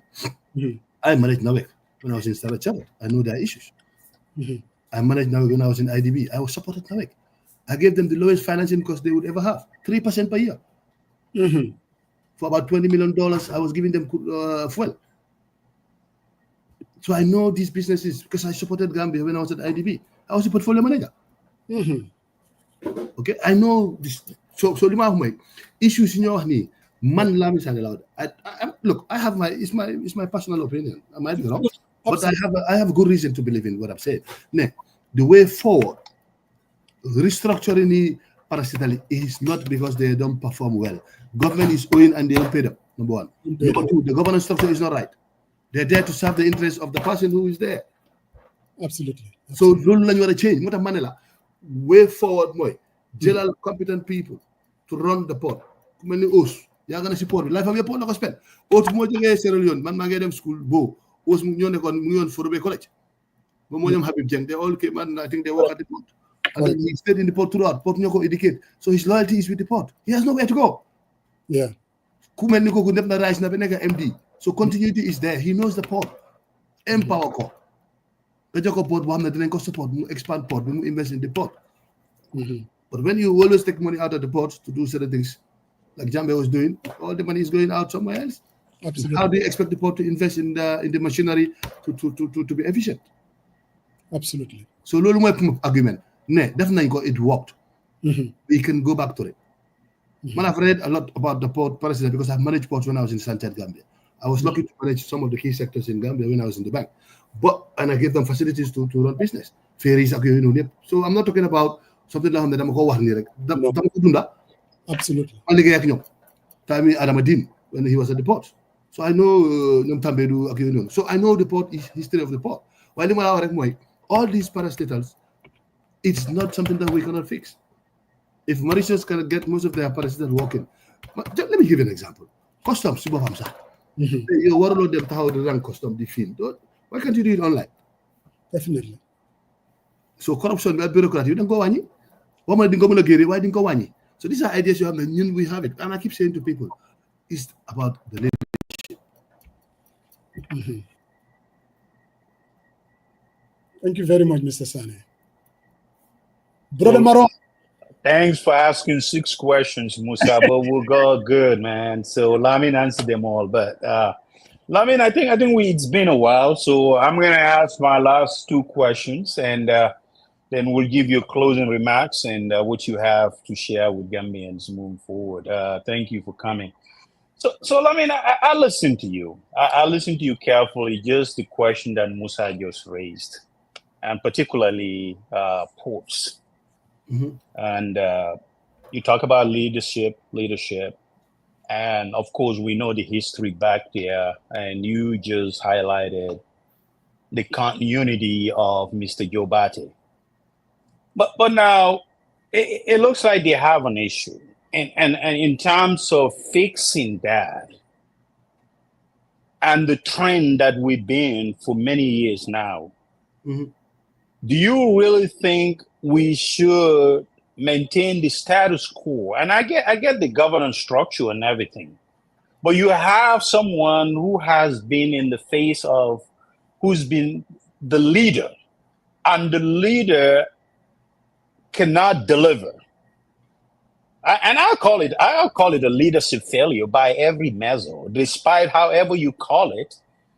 Now, having these Turkish folks come in and taking it over, we have a systematic issue that the port was not delivering, and they were struggling in terms of even paying their own debts and all that. My question to you is, what do you think could have been done differently in terms of governance structure, and also the leadership that can bring at least a different type of leadership that would steer the affairs of Gambia Port Authority in a different direction?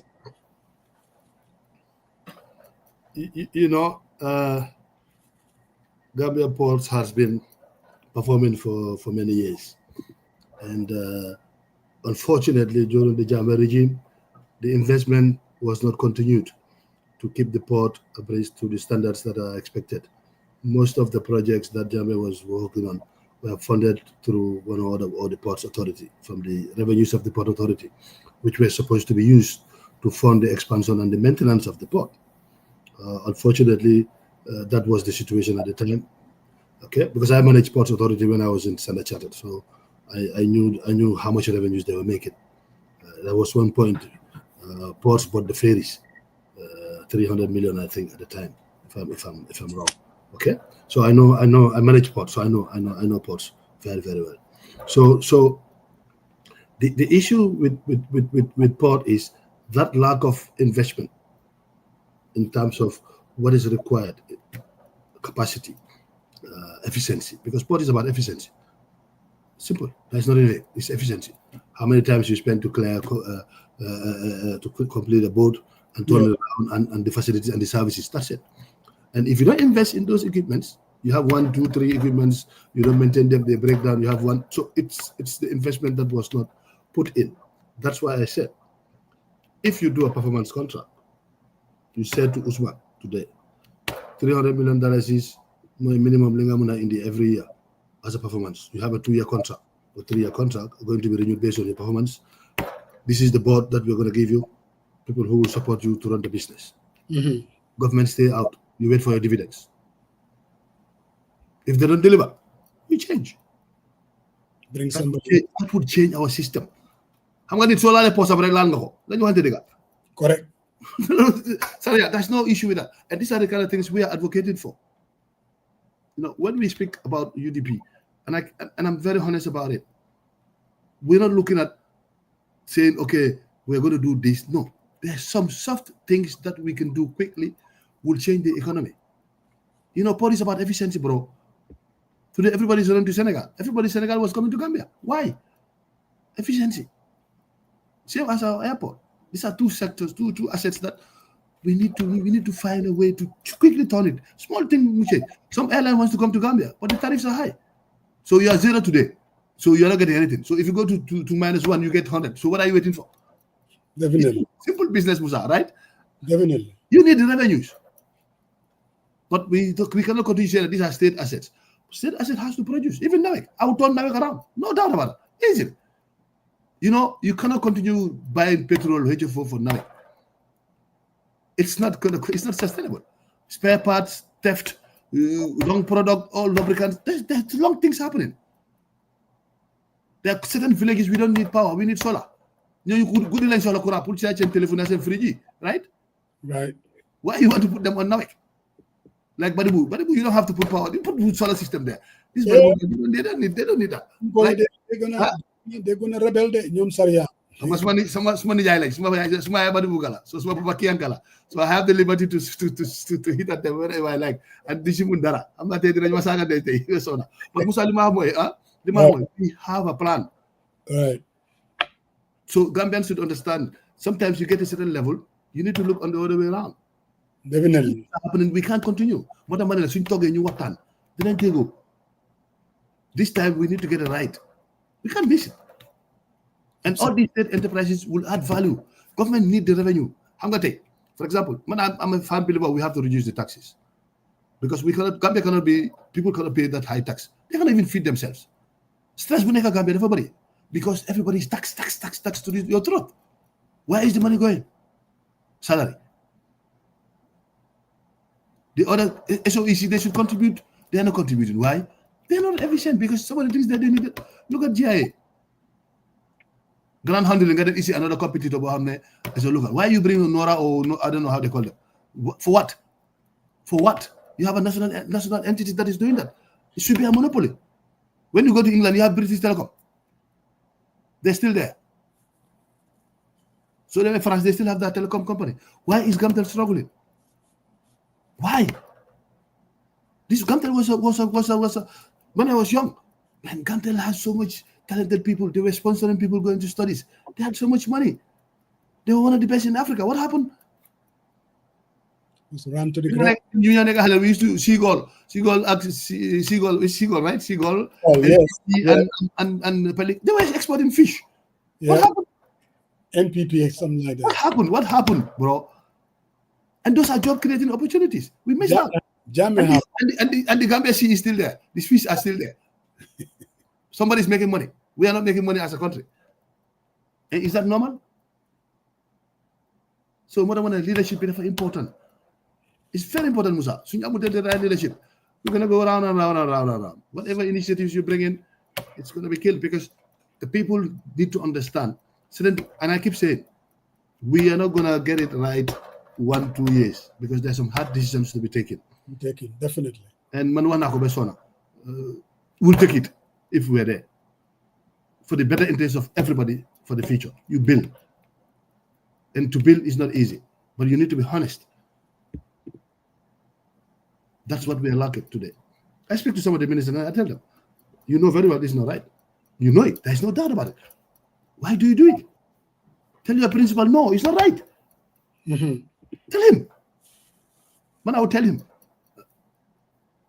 Because we are together in this. He's the president, but you are a state minister. You are equally responsible. Absolutely. Because you are paid a salary for doing a job. And nobody's going to come to you, you are driving 2 cars or 3 cars. These are fruits of office you are enjoying for the road, right? Speak up. Do the right thing. And I feel very bad. I'm seeing this thing at the Parliamentary Special Committee on these Ghana assets. I feel very bad. Very, very bad. That people that we trusted, we paid a lot of money and trusted them with our country, our economy. And this is what happened under the table or behind the closed doors. That Pacho, right? Is the right word? Pacho. Yeah.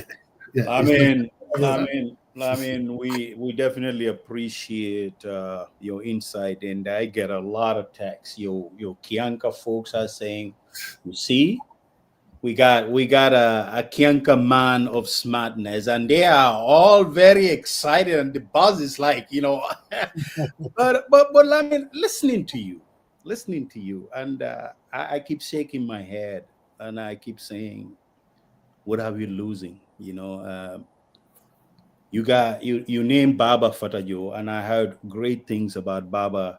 Currently, great guy. He's in Kenya, yes, designing their grid and getting it up to speed and listening. He works for the ADB. Yep. So that's when you lose talent, that's what you happen. That's what happens. But we got this country. You got a lot of people who had innovative ideas, making strides globally, designing projects, delivering on projects. Rwanda, you got the Chernobyl and everything, successful CFA, right? Yes, so I think, good friend.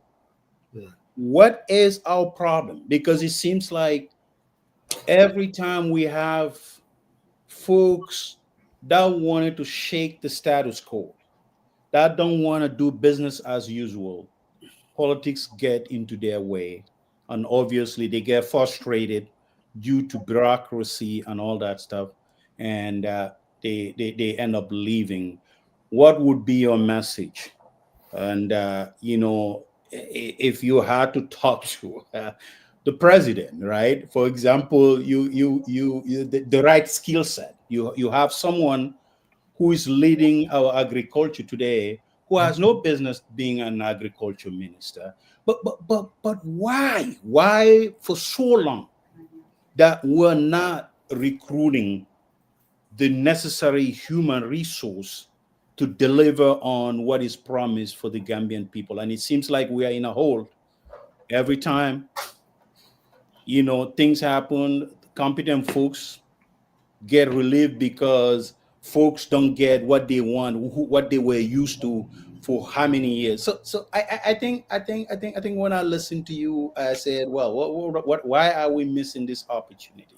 But I want you to answer that then, your closing statement for folks who've been listening, and especially, the Kianka folks who are out there, man. Hey, Baribungas don't mess around with our Kianka guy. Him. Very, very smart. So please, by all means, book smart. But what's it called? Sorry, my mom is from Baribu. Yes, you told me. Right? Yeah, so I have both sides of the banks. Okay? And Musa, when you want to develop a country, you need a blueprint, which is paper, a realistic one, based on the current position. And I remember when we were doing the manifesto for 2021, we had to use the budget that was prepared for that year. And to answer Saria's question, I will go that route because I like to talk about realistic issues. Correct. And when you're going to government, you don't know what you will find in the box because you're not there. There's a lot of things that you will not see. And that's why I believe that the budget process is flawed. If we're in government, we will change that. Definitely will change that. You cannot go and say, I want to do 10 kilometers of road. I want to do this, I want to do this. Then you start saying, where am I going to get the money from? So you go to debt. So that's no problem. First, you must establish your capacity to generate revenue. And revenue is not only taxes, because when you tax people to a certain level, you are killing the standard of living, you are killing the middle class. And when you kill the middle class, job creation is affected because you hire driver, you hire gardener, you hire maid, you hire private teachers. Middle class has to grow in every economy for you to get to where you want to get to. Your aspiration is to grow that middle class. And when you tax people that much, you kill the middle class. And then you are affecting your economy. Then you revert back to taxing, always taxing. And that's what we find ourselves today, borrowing and taxes. Because budget support is not as much as it's expected because of the issues we have, governance issues and actually other things. Okay, most of our partners have decided that, you know what, we're not going that road.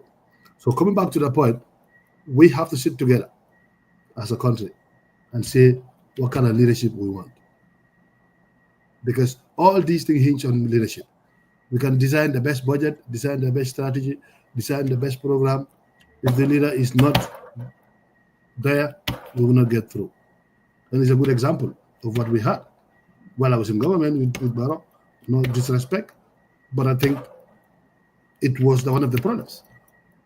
Because we had a clear master plan, clear plan for the OIC. Today, we would have had a Gambian sovereign fund today, where all these assets we had, the airport building, the hotel, the conference center, the vehicles will be managed under that. And that sovereign fund will support the Ministry of Finance with all of these projects that they want to do, because the revenues coming from there is government revenue. It's also to support some of the projects. We're going to do the solar, try to help reduce, diversify the power source for the country by not only expecting to do HFO, which is very expensive and the price is volatile because it's an international market. So that program can only happen when you get the right leadership, and the right leadership comes with the team. And that's why I said we need to sit together and define that. Because I'm honest, can you go define? You know what I decide. We work together and get it right. And when we get it right, we get the right people to do that. Every time. When you want to appoint a minister, send him to parliament. Let him go through the vetting. Correct. You'll get the best people. No disrespect.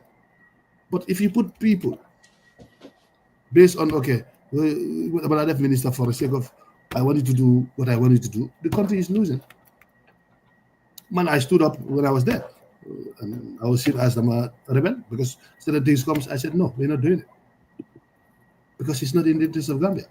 So we need to get that kind of profiling and say, look, ñun façon kii moo ñoo jiitu kenn duñu fi jiite ñi mel ni ñoo jiite 1 2 3 4 people ñii la nañ seet si ñi kan moo mën a jiite ñu ñëpp topp ko. Correct. 10 years mu dem amul waxaale sax kenn du fi toog after more than 10 years period. Look, you can. I told my people, we can implement some of the things we want in the constitution if we are in government by not changing the constitution. It's a practice. For example, sending all your nominated ministers to parliament for vetting. There is no law who said you cannot do that, is it? Can do that, definitely. Right? Send all the MDs to the parliament. Wow, that's how you get the best. Because at that point, we need to build. And we need to build with Lambatu and people who are going to compromise. Why Mandama Buga, sorry, I'm Balal Marek. I want to push back on something that you said. You have a problem with taxes. You're going to cut taxes. But you're talking about a country that basically relies on that. You say you're poo-poo to taxes and then poo-poo to loans that are coming in. So where is the revenue going to come in? I mean, Lamin. Okay, fine. So let's go this way. You do a budget. Yes. So budget B, when you do budget, you do from what? Where do you start? Your revenue. The revenue side from January. You don't start from your expenditure side. I'm sorry? You don't start from the expenditure side. Oh, you start from the revenue side. So in Gambia, they start from the expenditure side. That is wrong. So Magenyo. So Motamanela, because of that, so they have to, JRA has to be taxed to bring certain amount of money. And when you go to JRA, what do they do? Tax. Container, tissue paper. You charge tissue paper. So what I don't have $200,000 or $400,000. You pay a high tax on that to pick these low value goods. They charge you per container, not per value. Correct. Because of the revenue pressure. So in terms of tax. For example, people earning less than $5,000. So tax starts where? So you have to define that. Because if you want to help Gambians, xam nga tey li ma wax corruption bu bëri is created because of the system. Right. Because yow soo fay nit $5,000 si Musa. Nga bëgg mu lekk yàppa awal bro yàppa $450 la per kilo su amee ñaari jabar o benn jabar ñetti doom ñaata la spend a day on food fan la ko jëlee. So Malima Amones, if we don't tax them, hold on, I'm coming. There are other sources of revenue that is leakage. Dinga tax nini. Today, how many people you got doing businesses? A lot of business people are doing businesses. The tax on personal tax, corporate tax, and sales tax, VAT, you have various taxes. Okay, reduce tax compliance is very low, Musa. It's very low. So what you do? Reduce the base. Widen the scope. Because they have my social tax between Kuneka dafa pay let's say 25% in income. Guys goes to 10%. Compliance will have increase. People will pay. It's lower. But I talk about 40%, people will find ways of not paying tax, so you're losing. So the tax system need to review to bring it down so that people will comply. When people comply, the revenue base will widen. You get more money. Okay, and then you diversify a bit on the taxes. Employees, go have me. Gambia needs good pension schemes. Social Security is doing a good job, but you need to support them. The projects that were funded by Social Security, we need to look at it. Are they paying dividends? How much money are they bringing in? So tax structure bring our review. You need to reduce it to be getting more people compliant, more businesses compliant. Then the revenue on tax will go up. Because so high, the avoidance of harm deviation of harm. That's the argument that the Republicans are always making, that the average guy or the average business, they are better in managing than giving it to government, who's just going to spend. That's why I just wanted to push back. In being a poor country, I mean, we look at this budget every year, and most of the revenue, I mean, in fact, there's a bragging right now that we are able to collect this amount of money. But you're killing businesses, Musa. Yeah. You're killing employment. So it's a catch-22 as a government. So that's a government policy. So what I mean is public sector borrowing requirement be more drive what structure you put in. Today, if you're saying a 12 billion or 22 billion, what is it for? It all cannot be salaries and capex. Definitely. Exactly. So we need to have activities that will bring in revenue to be able to support that 22 billion, right? And that cannot be only taxes. You've got grant components, but the grant components have to be specified for certain projects that will create value. Let me give you an example. This 75 million that they're talking about from Africa, what is it for? I can tell you freely, it's going to go into capital expenditure or debt service. Debt service debt. But find out. Find out. You'll tell me, Lamin, this is because system binumnel today, sometimes you get stuck from the information I get from the ground that custom has to come in to pay salaries. Wow. Because we are not generating. What am I? We are not today, for example, tax structure will not change. If you are exporting, right? Let's say you do export moringa, baobab, hibiscus. We have they grow in Gambia throughout the year, right? You don't need a season for that, right?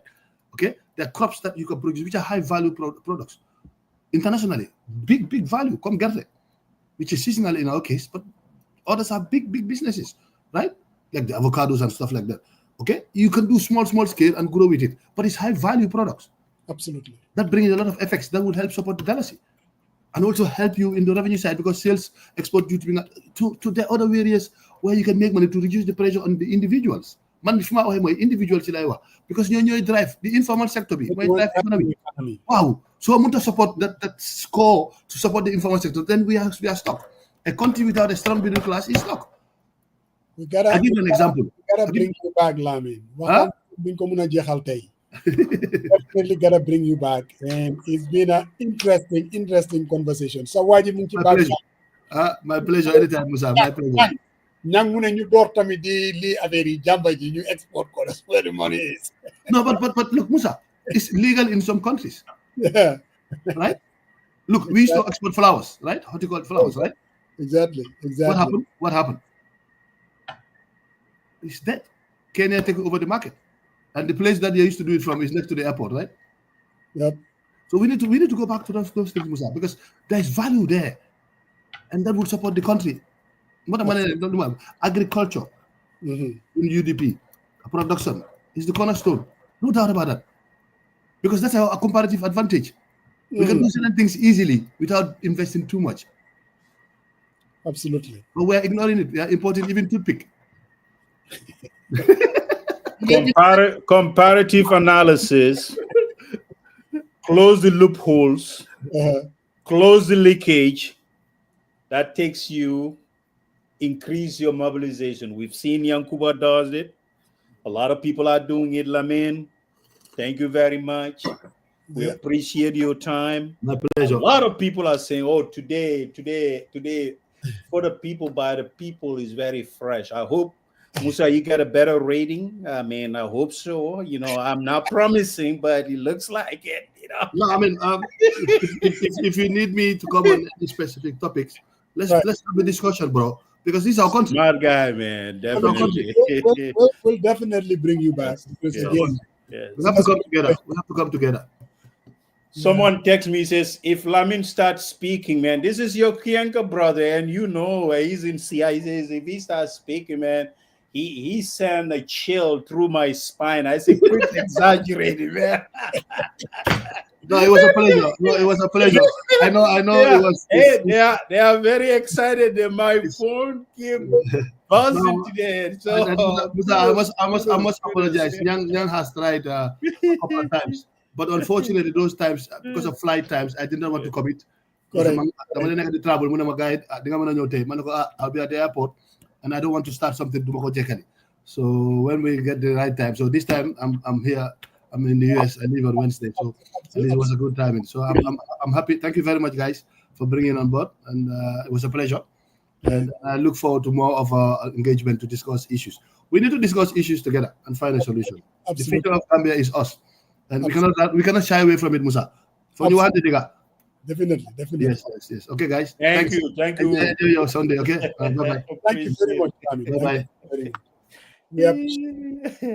Brother Marong, it was a good interview, definitely. Oh, it was, man. It was great. You know, Lamin is always calm, and that's him right there. You know, he doesn't throw any fire bombs. Calm and collected, and will answer the question. So great on him. Good on him. No, definitely. He's a grizzly bear. He gets at it like no one's business, Father Moses. And he tackled your questions very well. I'm very, very glad, man. Absolutely. All right, man, but it's good. I'm gonna go hustle. It's gonna be 95 degrees here today. Oh, so it's tomorrow they are forecasting all the way to 102 degrees. So we're hot weather. So, but like all the body bunkers do, man. I'm gonna go hustle because I made a pledge at UDP, and I have to make sure I produce that. You see what I'm saying? I got a hustle. Honestly, we are small donors. I'm glad that Baribunka guy is doing his donor. I mean, he's going to go hustle to meet the timeline. So I'm going to go do that to collect. You see what I'm saying, Faramos? We don't have corporation backing us or corrupt business officials. It's just from small donors. And I'm very glad to donate and to make a pledge. And I'm going to make sure that I send that to our able treasurer, Mr. Alaji Swane. So with that, Father Mos, unless and until you have more to hand, say. Thank you very much. Oh, Lamin Jada said Musa was handled well today. Hey, Lamin Bidama, definitely I concur with you. You know, when he wants to do this strategy thing today, and the brother man, the Kianka man who stood his ground and was a great guy. It's always good to ask the questions. Yes. Good, Father Moses. Until that, man, Father, next week, inshallah. Till next weekend, inshallah, we'll be here. Inshallah. And thank you, all of you guys. And again, happy birthday to Natamas and Antina, and yes, Mr. Dabo. Thank you much.